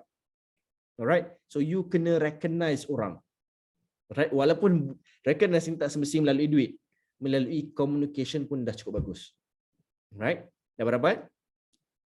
Alright. So fantastic. So marketing taktik. Bila kita dah belajar tentang perkara ni, you kena sampaikan. Marketing adalah penyampaian, pemberitahuan atau pemakluman. Ini adalah marketing. Saya dah tahu dah 5 perkara penting untuk create satu bisnes. Macam mana saya nak sampaikan? Pertama, you kena tahu nak sampaikan kepada siapa. Nombor 2, kena tahu kenapa kena sampaikan. Nombor 3, kena tahu apa yang nak disampaikan. Saya ulang balik. Pertama, kepada siapa. Kedua, kenapa kena sampaikan. Nombor 3, apa yang nak disampaikan.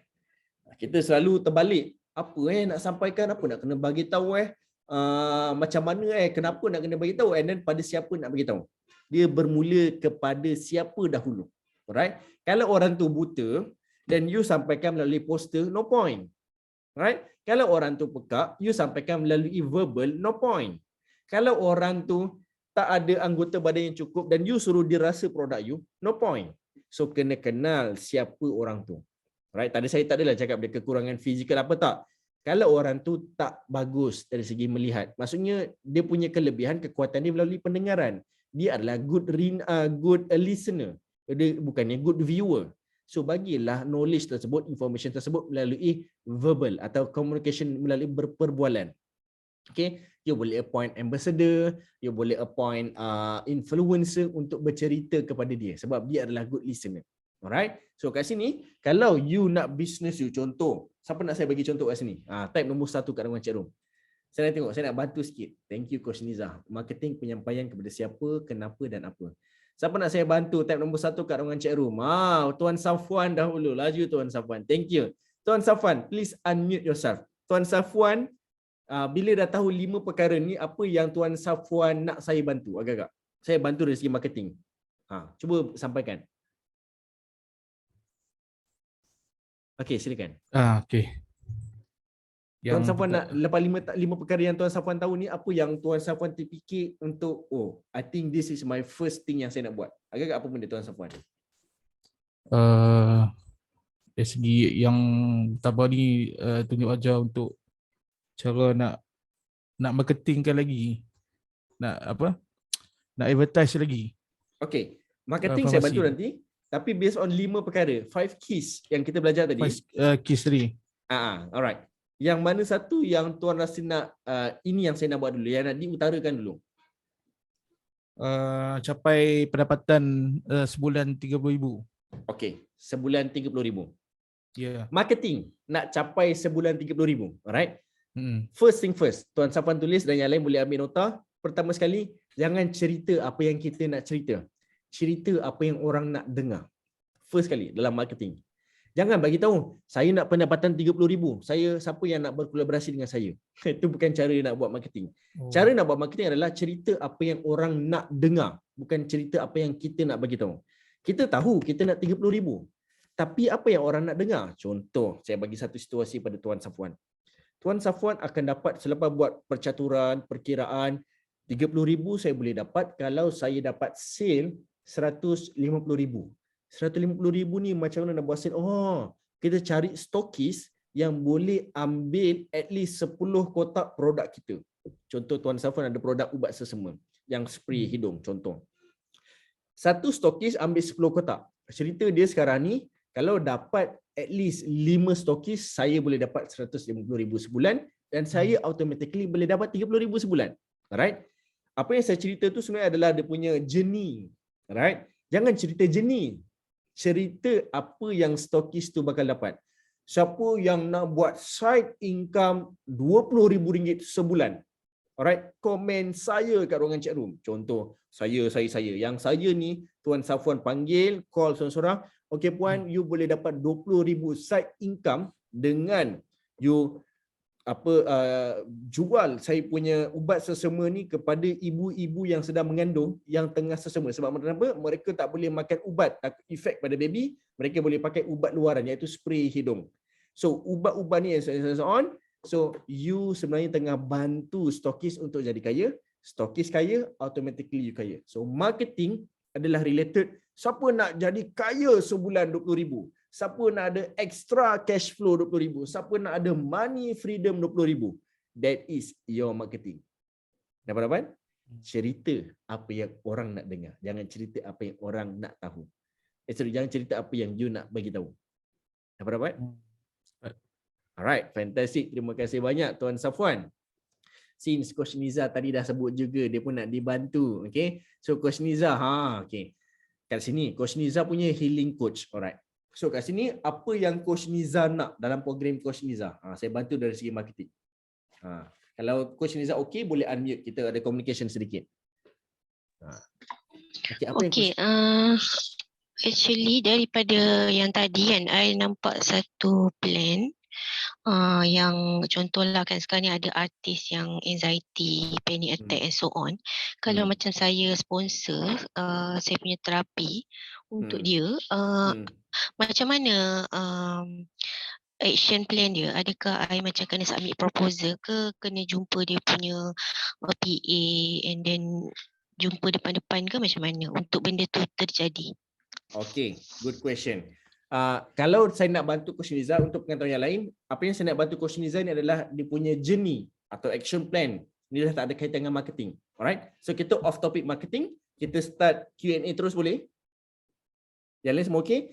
Sementara saya bantu Coach Niza, saya nak yang lain ready dengan soalan. Kalau you guys tak boleh nak unmute yourself, tak boleh pakai mikrofon, boleh type dekat ruangan chat room apa soalan anda untuk saya bantu, especially Puan Khairunisa dan juga Puan Ann. Okay. Anda kata Tuan Safwan kalau ada soalan boleh tulis juga nanti. Okay. Action plan untuk target kepada artis, especially untuk sponsorship. Pertama, Coach Niza, ini adalah outcome dia. Pertama, benda ni wajib physical, bukannya virtual. Okay. Sebab artis ni kadang-kadang dia, sorry to say lah, sebab saya pun artis kan, saya pun tahu perasaan tu. Cerita dia. Pertama adalah, dia malas nak berurusan dengan strangers. So kalau dia dapat offer sekalipun, dia nak virtual saja. Sebab kenapa dia tak kenal you. So first deal adalah wajib physical. Nombor dua, dia tahu dia tak nak deal lama dengan you sebab dia tak kenal you. So physical tersebut hanyalah sesi selama 1 jam. Alright. Kenapa 1 jam? Pertama dia tak kenal you, so dia agak tak selesa dengan you. Nombor dua adalah it's free service. Jangan bagi lama-lama. Alright, you kena kurangkan you punya loss. Sebab you bagi free service dah loss, dia dah rugi. Cuma you kurangkan kerugian. Alright. Nombor tiga adalah kenapa kena physical? Sebab kat situ you boleh direct record sesi tersebut. You boleh panggil extra videographer atau fotografer untuk shoot sesi tersebut. Alright. You kena utilize 1 jam tersebut. Waktu ni Coach Niza tak boleh datang seorang-seorang. Coach Niza kena ada part-timers yang bantu you untuk buatkan benda ni. Sebab kenapa? Bila you set 1 jam, artis ni tak nak macam ni tau. Boleh tak saya ambil masa you 10 minit untuk record testimoni, boleh tak? Dia takkan ambil benda tu. So 1 jam ni Coach Niza dah kena structure. Okay, jumpa dia briefing dalam masa 5 minit saja. Kemudian sesi ada 3 sesi kita boleh offer. Sesi pertama sepatutnya 1 jam, jadi hanya 10 minit. Sesi kedua sepatutnya 3 jam, hanya jadi 5 minit. Sesi ketiga sepatutnya 2 hari, boleh jadi dalam 15 minit saja. So you kena compact atau you kena tengok mana yang penting saja. Sebab ada konsep sponsorship. Okay. Kemudian apa lagi? Okay, akan ada 5 minit untuk interview and then 2 minit untuk photoshoot and then so on. You dah kena structure terus. Dalam masa 60 minit nak kena buat apa. So bila you nak buat macam ni, dah kena standby backdrop, produk, attire, semua dah kena susun cantik. Alright. Dan bila physical, normally artis ni dia sangat dia ada dua keadaan. Satu, dia malas nak keluar. Kalau you nak, you datang jumpa I, which is tengoklah kadang-kadang ke office dia, kadang-kadang dekat rumah dia. Kalau antara rumah dengan office, pilih office. Sebab you perlukan background logo dia. Okay. Dan kalau kat rumah, you ada sedikit kekurangan lah sebab mungkin rumah dia bersepak and so on, which is dia malas nak kemas. Kalau you nak buat photoshoot ke apa, dia jadi malas. So, boleh tak jangan record-record? So, dia akan jadi kekurangan sedikit. So, kalau boleh approach untuk buat dekat office. Okay? Atau kalau dia susah, minta datang ke office you. Lagi bagus. Okay? Sebab kenapa? Bila mereka datang ke office you, and one of syarat sponsorship adalah you kena post dekat social media you dan kena log in location office I. So sebenarnya dia tengah bantu spread the information, which is dalam kawasan ni ada healing center. Itu kelebihan lah. Okay. Ini especially macam farmasi wajib lah. Panggil artis tu datang farmasi you supaya boleh share background farmasi you dan log in location you. Ini sangat penting. Okay. So bila you dah tahu dah apa nak kena buat, what to do. Okay. How to do. Alright. Pertama sekali adalah dia akan jadi macam main tikam. You kena PM artis ni seorang-seorang. Alright. Dan bila you PM seorang-seorang, expect Coach Niza bila you contact 10 orang, 2 orang saja akan respon. Yang di mana 2 orang ni pun nanti sila hubungi manager saya je. Dia macam poyo sikit lah. Okay. Dah lah duit tak banyak masuk tapi nak suruh contact manager pula. Padahal manager tu dia juga cuma phone nombor 2. Okay. So kat sini ragam artis. Sebab kenapa saya tahu? Sebab saya pun artis. Tak adalah. Ini normal sebenarnya makin ni. Sebab saya pun dah pernah buat benda tu. Kadang-kadang dia suruh phone nombor 2. Kadang-kadang dia, kadang-kadang husband dia, kadang-kadang staff dia. Alright. So expect you kena PM social media dia. 10 orang, 8 orang mungkin tak balas. Tapi 2 orang balas. So bila you tahu 2 orang akan balas, you perlukan 5 orang artis. Dan you kena contact 50 orang. Okay. So kat sini, boleh ke dia balas? Yes. Kebanyakannya memang akan ada. Pernah aku tadi semua rujuk PA, bayaran mahal sangat. Okay, normal. Okay. So kat sini, cakap dia kita sponsor. Okay, first, kenapa dia charge mahal? Sebab kita panggil dia untuk review produk kita. Sebab tu bayarannya mahal. Jangan offer review. Cakap dengan dia, saya nak sponsor you dalam healing program saya sebab you ada masalah sekian-sekian. Tuan Safwan, saya nak sponsor you produk ni sebab saya tengok baby you sesama non-stop. Alright? Bila nak sponsor, kena sponsor yang relate dengan isu dia. Alright? Kalau dia tak ada isu, sebab tu dia charge you. Sebab kenapa? Dia tak ada tujuan, so dia bagilah alasan. Dapat? Dia ada masalah berat badan dan offer dia susu soya. Alright? Dia ada masalah tak sempat nak buka puasa, tak sempat nak masak untuk buka puasa dengan family. So Puan N offer dia catering. Alright? Puan N sponsor pudding cake. Contoh. Sebab ini yang mampu kurangkan kerugian. So sponsor pudding cake. Contoh. Okay? So kat sini, you kena jelas apa yang you boleh offer. Alright? Dan pertama PM, nombor 2 offer. Dan kalau you target kepada individu dan you boleh PM. Kalau Coach Niza nak target kepada corporate, okay? Contoh you nampak Sunny Express. Kebaikan pekerja, ni real situation Coach Niza sebab saya ada kawan yang kerja kat Sunny Express. Sunny Express mereka bekerja lebih 12 jam sehari. Memang mereka wajib kerja 12 jam sehari, local So pressure sangat-sangat kuat lah kat sini. And mereka kadang-kadang ada setengah position on call. Dia baru sampai rumah setengah jam, baru buka baju, terpaksa pakai baju balik pergi office sebab ada emergency. Normal. Alright? Sebab mereka punya transportation 24 jam bergerak. Diorang tak ada stop. Alright? Bila you nak offer pada corporate, wajib ada proposal. Alright? Wajib ada proposal. Pertama bermula dengan offer letter. Alright? Start hantar offer letter ini, strategi ini saya dapat daripada Aidit Marcello. Sahabat saya, bila dia nak buat videografi, video shoot untuk company-company corporate, dia print offer letter ni tebal macam ni. Tapi offer letter tersebut very custom. Contohlah, special untuk Sunny Express, special untuk Astro Prima, special untuk nama syarikat dan nama in charge syarikat tersebut. Cari siapa CEO dia. Dia target kepada orang yang buat decision making. Okay. Surat tersebut nama syarikat yang you nak target, nama decision maker, dan alamat company tersebut dan hantar offer letter. Sekeping saja offer letter. So bila you dah hantar offer letter, apa nak kena buat? Kalau offer letter tersebut wajib ada CTA. Andai syarikat ini berminat untuk saya sponsor sesi selama 1 jam kepada semua pekerja you, alright? Sila scan QR code untuk slot booking direct kepada nama saya, Kushinda on. Sebab mereka tak nak deal dengan staff you juga, mereka nak deal dengan you. Okay? Tapi kalau you ada staff, bolehlah buat nama staff you. You kena letak macam mana dia nak CTA. Sebab ramai orang dia hantar offer letter tetapi tak letak CTA. You hantar surat, offer letter adalah purpose. Tujuan you nak dapat kontrak dengan dia. Okay, you tahu apa yang you nak dan you nak offer sponsor. Kena ada CTA. Macam mana cara nak jayakan idea tersebut. So bila ada CTA, barulah you hantar. Biasanya mereka takkan simply accept you. Right? Corporate biasanya bila you hantar offer letter, mereka nak tahu dulu apa service you dan apa credibility you. Kat sinilah second thing yang you kena hantar, iaitu you punya trainer profile dan juga program profile. Okay, so trainer profile, okay. Nanti saya hantar dekat WhatsApp group boleh? Ingatkan saya nanti. Saya akan hantar dekat WhatsApp group. Saya satukan sebab saya malas nak hantar 2 dokumen. Saya sekalikan trainer profile dan juga program profile. Trainer profile ni macam resume lah, macam kita resume. Credibility kita apa and so on. So saya hantar trainer profile dan juga program profile disekalikan dalam satu PDF, saya hantar kepada dia dan dia setuju dan saya letak CTA. Kalau setuju, saya menyarankan untuk saya buat physical pitching. Maksudnya kita jumpa untuk discuss lah. Alright? Walaupun sponsor kita kena duduk bincang. Okay? Sebab normally diorang takkan bagi direct access kepada you. Okay. Dan bila dah ada physical meeting, dan kat situ lah baru set. Waktu physical meeting lah set. Nak buat bila, pukul berapa, dekat mana and so on. Okay. So bila physical meeting, first thing first, you guys kena faham attire, appearance is super important. Pertama, pakai lawa gila.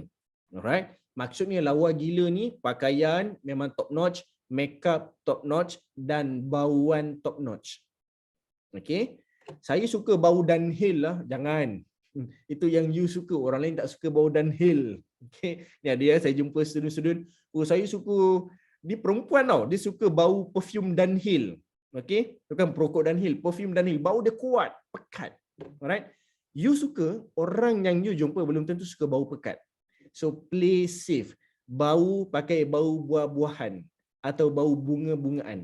Ini play safe dalam image you kena jaga. Okay. Saya suka, wife saya suka bau jantan. Okay, tapi saya suka bau bunga. Alright. Macam apa? Bini pasal bau buah, bau bunga je tu yang berlalat datang. Tapi betul lalat datang. Okay. Kelakar tu lalat ni. Cuma kat sini, kenapa saya ambil bau-bau ni? Sebab belum tentu orang lain kat sekeliling saya, klien saya suka bau-bau strong, bau-bau lelaki, bau-bau jantan. Alright. Tapi kajian, ramai orang suka bau buah-buahan dan bau bunga-bungaan. Saya suka pakai honeydew, saya suka bau peach, saya suka pakai lavender and rose. Ini bau-bauan yang selalu saya pakai. Sebab saya banyak berjumpa orang. Okay. Makeup, pakaian, bau-bauan. Nombor 4 adalah percakapan. Alright. Cakap benda yang mereka nak dengar. Bukan cakap benda yang you nak cakap. Super important. Sebab ini adalah marketing. Jangan cerita apa yang you nak cakap. Cerita apa yang you nak dengar. Contoh saya bagi satu situation. Okay. Okay, Coach Niza, boleh perkenalkan diri? Very simple. Hi, my name is Coach Niza. Sorry, saya kenalkan diri saya lah senang. Hi, okay, Coach Kimi, boleh perkenalkan diri? Hi, my name is Kimi Abdullah, business sales coach located at Setialam. My company is Media 3U Ventures. Alhamdulillah, more than 10,000 business consultation hours has been done for entrepreneurs, and this is my 13 years untuk consultation. Itu je, very short. Alright. And kalau you guys perasan, saya cakap yang mana? Saya cerita, saya share screen semula, saya cerita bahagian ini. Victory. Come again? Victory and history kan? No, saya cerita benda ni. This one. It's very simple saja. Okay, saya cerita benda yang very short yang orang boleh kenal Kimi Abdullah dengan jelas. Sebenarnya benda ni adalah wow factor. Benda ni adalah aha. Alright? Macam mana orang boleh terkesima dengan Tuan Safwan? Alright? My name is Safwan Ali, pharmacist di Air Hitam. Alhamdulillah kita ada 5 branch pharmacist dan kita dah 13 tahun dalam farmasi dan klien-klien kami adalah Mas Airline, klien kami adalah Jacob and so on. Itu yang mungkin walaupun tak banyak you cerita tapi power mamat ni. Orang akan start tunduk dengan you. Dia sama ada takut atau dia respect dengan you. Alright? So saya nyatakan 5 perkara ni normally Coach Niza. Okay, so you kena create for your own lah. Ini sebenarnya aha atau you punya wow factor. Okay, so percakapan. Pertama saya cerita very short saya punya aha. Nombor 2 adalah saya cerita apa yang nak dengar. Okay, itu saja tentang diri saya. Apa yang Tuhan nak tahu tentang diri saya? Saya akan tanya pada dia. Coach ni selalu ajar subjek apa, program apa, dan baru saya cerita. Saya akan cerita pun very short. Saya akan cerita mana yang killer program. Kalau macam Puan N, hanya cerita killer menu. Alright, jangan cerita semua benda. Saya mengajar banyak program, tetapi saya cerita program yang best selling. Puan N ada banyak menu yang you boleh buat. Saya percaya sebab you hebat. Tetapi cerita menu yang best selling menu, yang killing menu. Cerita yang killer menu, bukan killing menu. Cerita benda yang boleh mendatangkan profit, program atau servis yang boleh ada profit yang besar. Itu saja. Dapat dapat? Okey. Dan saya cerita apa lagi? Saya akan cerita macam mana program saya boleh bantu bisnes you. Itu yang dia nak dengar. Okey. Macam mana killing program saya boleh bantu staff you untuk bekerja 12 jam sehari. Itu saya cerita sebab saya dah study Sunny Express, staff mereka bekerja 12 jam sehari. Dan bila mereka dengar, benda ni bagus ni untuk kita. Alright, sebab kenapa? Sebab you dah tahu apa masalah dia. Okay. Puan N offer, saya boleh bantu macam mana Puan boleh hidangkan makanan dalam tempoh 5 minit saja. Sebenarnya caranya adalah dengan saya yang masak. Itu saja. Alright, dia tolong susun garfu je sebenarnya. Okay, itu contoh dia lah. Okay. So kat sini, dapat naik question Niza? Oh, dapat. Terima kasih. Sangat detail. Ni saya, itulah saya tercerita detail-detail pula. Sorry lah Coach Niza, banyak pula saya cerita. Apalah korang ni, dah lah datang CEO coaching, saya cerita detail pula. Terima kasih. Sama-sama. Alright, so saya nak open soalan kepada yang lain dahulu. Yang lain ada soalan ke? Kalau ada soalan, boleh tulis soalan dekat ruangan komen. Saya nak tengok dulu soalan. Saya ada soalan, Coach. Yes, okay. Silakan Puan Faiza. Tak tahulah saya soalan ke apa benda ni. Tapi kan baru ni saya didatangi oleh seseorang ni, tapi stranger lah daripada Facebook. Lepas tu dia tekan yang saya punya link WhatsApp tu lah nak join jadi agent business lah. Lepas tu dia ada satu part dia cakap macam ni. Dia kata, okay setakat ni saya faham untuk new member perlukan untuk saya kaji setiap produk supaya saya faham kegunaan dan kelebihan setiap produk.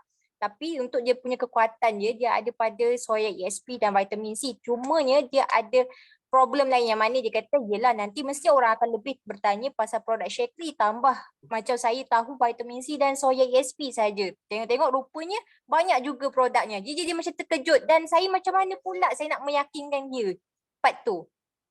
Sedangkan saya dah bagi dah untuk satu kat Facebook tu Shaklee Wellness lah. Dekat situ dia bagi penerangan kan. Tapi saya pun terfikir juga sebab dia adalah juru X-ray, radiografer macam itulah kan. Dia sangat busy juga dengan passion dia. Sebab nanti hari Ahad saya akan face to face dalam Zoom dengan dia. Jadi part tu saya belum lagi merungkaikan nak bagi dia macam orang nak bagi dia tenang, nak bagi dia peace of mind macam tu. Nak bagi dia bergerak. Perasan tak tadi saya cakap dengan you guys, cerita killer menu, cerita best selling product atau best selling program. Alright. So situasi Puan Faiza ni sekarang, dia nampak hijab dia dibuka. So dia nampak manusia, dia nampak hantu. Okay. Fokuskan nampak manusia saja. Maksudnya cakap dengan dia, Puan atau Tuan, Shaklee ni ada 130,000 produk sejak tahun 1990-an. So kat sini Puan, produk ni semua belum tentu saya mampu jual dan Puan mampu jual. Cerita dia, mana produk yang boleh kita buat untung dan senang nak jual. dan kita fokus pada itu saja boleh. Alright, you kena offer dia benda tu dulu dengan melalui soalan. Alright, so ingat a good leader dia tak bagi statement. A good leader selesaikan masalah, selesaikan situasi melalui soalan. Kenapa? Pertama, you tengah menggerakkan sel-sel otak, you tengah menghubungkan sel-sel otak dia. Alright, nombor dua adalah soalan bertemu soalan, sebenarnya dia sendiri yang akan jawab, di mana akan wujud satu affirmation yang dia suka, bukannya dia terpaksa suka. Bila kita bagi statement, kita tengah paksa orang tu suka dengan kenyataan kita, opinion kita, suggestion kita. Tidak, benda tu tak akan bertahan lama. Affirmation yang terbaik adalah bila dia sendiri suka apa yang dia rasa. Sebab tu you kena bertanya soalan. Contoh okay, puan, saya nak tanya, puan bekerja full time sibuk tetapi you nak ada extra income. You nak extra income yang bolehlah asal ada ke you nak extra income yang tak payah kerja banyak tetapi profit dia besar? Mestilah nak profit besar. Dan saya suggest puan untuk fokus pada produk ini saja, boleh? Sebab profit dia besar. Boleh. Sebab kenapa? You tengah set affirmation dia dahulu sebenarnya. Boleh? Ini psikologi game sebenarnya. Alright? Dan kemudian teruskan dengan apa yang you nak cakap tentang produk tu. Dah. Kalau dia distracted dengan produk, tapi produk yang lain, okey, produk yang lain, kalau saya cerita pada puan produk yang lain, puan akan start confused di mana you susah nak buat duit sebab you confused macam sajat. Laki ke perempuan? So you kena visualizekan benda tu. Alright? Takut kalau perempuan jadi perempuan, suara besar, orang tak confident. Okay. So kalau puan tahu pasal satu produk soya ni, tetapi puan tercerita produk vitamin, orang akan jadi confusion di mana orang tak beli produk puan sebab confused. So better kita limit information hanya kepada soya produk saja. Boleh puan? So macam tu. Okay. Alright. Menjawab Puan Faiza? Okay, menjawab. Fantastic. Terima kasih. So saya nak open soalan pula kepada usahawan yang lain. Tuan Safwan. Tapi sebelum Tuan Safwan bertanya soalan, saya nak Puan Khairul Nisa dan juga Puan N ready soalan dekat ruangan komen. Selepas tamat saya jawab soalan Tuan Safwan, kalau tiada soalan Puan Khairul Nisa dan juga Puan N, saya anggap sesi Q&A sudah tamat dan saya akan tamatkan program hari ini. Boleh? Alright. So saya menggalakkan Puan N dan juga Puan Khairul Nisa type soalan dekat ruangan chat room sebab saya faham you guys sedang bertugas. Okey, Tuan Safwan, silakan soalan. Okey, baik. Pertama sekali saya sebenarnya tak pasti tau. Tak dapat nak trace lagi apa masalah dalam C saya ni. Cuma sekarang ni apa yang saya nak tanya kepada Cik Imi lah. Kita ada produk-produk yang boleh kata farmasi ni dia macam jualan runcit lah Cik Imi kan. Sebab dia ada kami ada kalau ikutkan dalam kiraan dalam product list hampir 1,000 produk. Hampir 1,000 produk dalam kedai tu. So masalah sekarang ni kat kedai saya ni adalah banyak produk-produk yang tak laku tau, tak terjual. Jadi saya sampai satu fikir saya nak lelong terus. Okey, sampai satu saya nak lelong. Adakah tu langkah yang baik ataupun saya tak dapat pasti. Dan sampai satu saya nak cerita kepada ni lah Cik Imi kan. Sampai satu saya terpaksa untuk buat naikkan income farmasi ni sebab saya baru 2 bulan. Baru 2 bulan saja farmasi usia dia. Jadi saya terpaksa untuk buat satu income lain untuk dapat backup. Saya buat jualan benda-benda yang lain lah, macam makanan kan, sampai satu benda yang untuk support pendapatan. Jadi marketing tu yang macam mana yang nak dapat membantu lebih grow lagi tu kan. Okay. Alright, fantastic, good question. Saya ingat tadi Tuan Safwan confused, lelaki ke perempuan? Tak adalah, nur aja. Okay, so kat sini saya nak maklumkan kita dah pukul 4.36, so kita sepatutnya dah habis pada pukul 4.30, tetapi saya berbesar hati untuk bantu soalan Tuan Safwan. In future kalau Puan Khairul Nisa dan juga Puan N ada soalan boleh tanya kat ruangan chat room, saya akan bantu juga. Okay, nak jawab soalan Tuan Safwan. Pertama sekali sebenarnya Tuan Safwan mengalami masalah business structure. Alright. First kali business structure dari segi penerimaan produk, strategi layout dalaman produk, and macam mana strategi nak keluarkan balik produk tersebut. Alright, demand and supply, itu business structure. Nombor 2 adalah Tuan Safwan mengalami masalah dari segi selling. Alright, you mengalami masalah menjual. Alright, bukan jualan, menjual. You gagal menjual. Alright, bukan jualan ni keseluruhan. Menjual ni you sendiri gagal untuk dapatkan orang untuk membeli. Okay. Nombor 3 adalah marketing. Marketing adalah you gagal menyampaikan dekat umum yang membuatkan you terpaksa cari extra income. Alright. Business blueprint saya tak boleh nak bantu sekarang sebab dia ambil masa lebih daripada 5 jam. Okay. Takut kita sama-sama berbuka kat sini. Okay. Nombor 2 adalah saya bantu sedikit dari segi selling. Selling ni adalah you kena fokus kepada 3 produk ini dahulu dalam farmasi. Farmasi sebenarnya adalah kedai runcit. Cuma farmasi adalah kedai runcit untuk ubat-ubatan atau medical products lah. Kedai runcit bahan mentah jual bahan mentah. Kedai runcit baby jual barang baby. Alright. So kat sini Tuan Safwan adalah kedai runcit perubatan, ubat-ubatan. Fokus pertama sekali menjual produk yang high profit. Okay, nombor 2 adalah fokus kepada produk yang senang nak dijual. Alright. Okay, produk yang senang nak jual, best selling lah. Okay. Nombor 3 adalah fokus pada produk yang kalau boleh produk yang harga murah. Okay, harga murah. Sebab kat sini strategi saya kongsi pula. Produk murah adalah untuk golongan B40. Okay. Sebab kenapa? Sebab dia murah, orang senang, buying power ada. So target hanya kepada B40. Jangan target jual barang murah kepada Mak Datin. Right? Walaupun mereka mampu beli, jangan. Reserve produk ni kepada B40. Walaupun mereka tak perlukan. Contohlah, ada gula-gula yang boleh buangkan bau mulut. Contoh. Especially waktu puasa ni.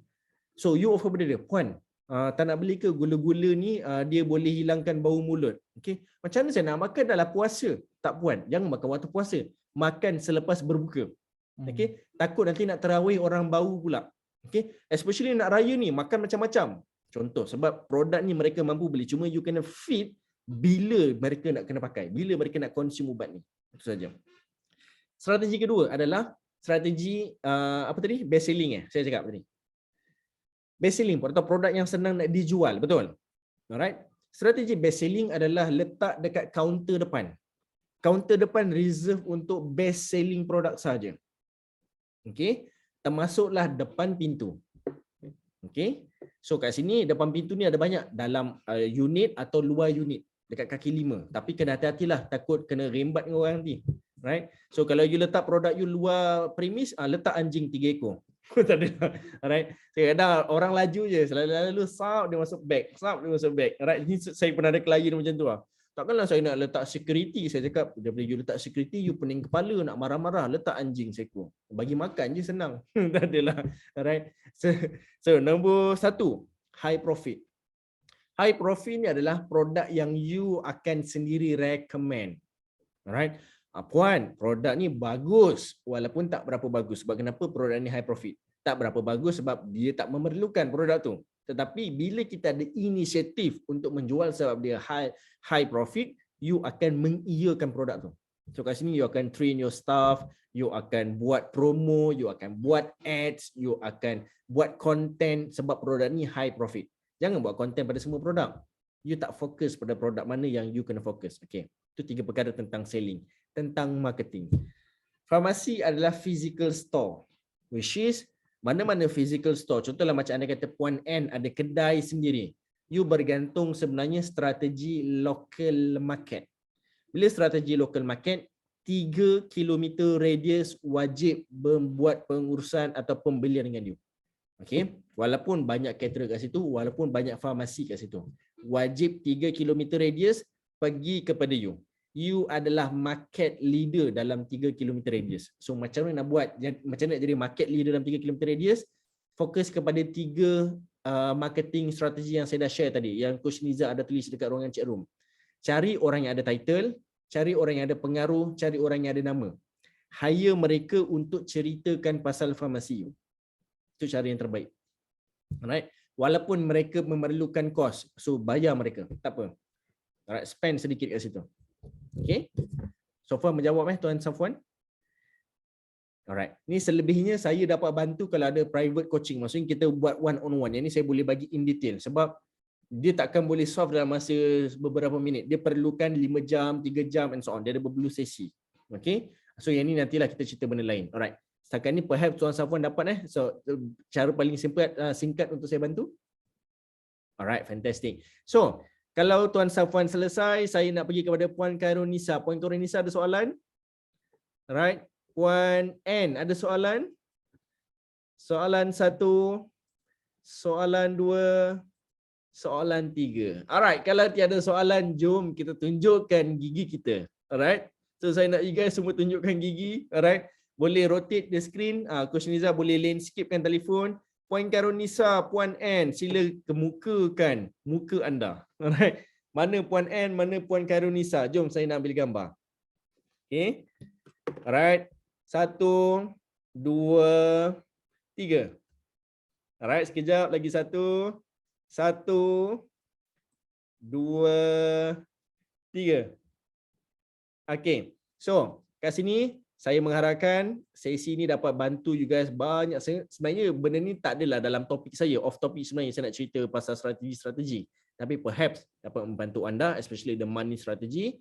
And you guys boleh communicate dengan saya kalau you guys perlukan direct support, kalau you guys nak lebih daripada sesi hari ini, you guys boleh contact saya akan bantu you secara private.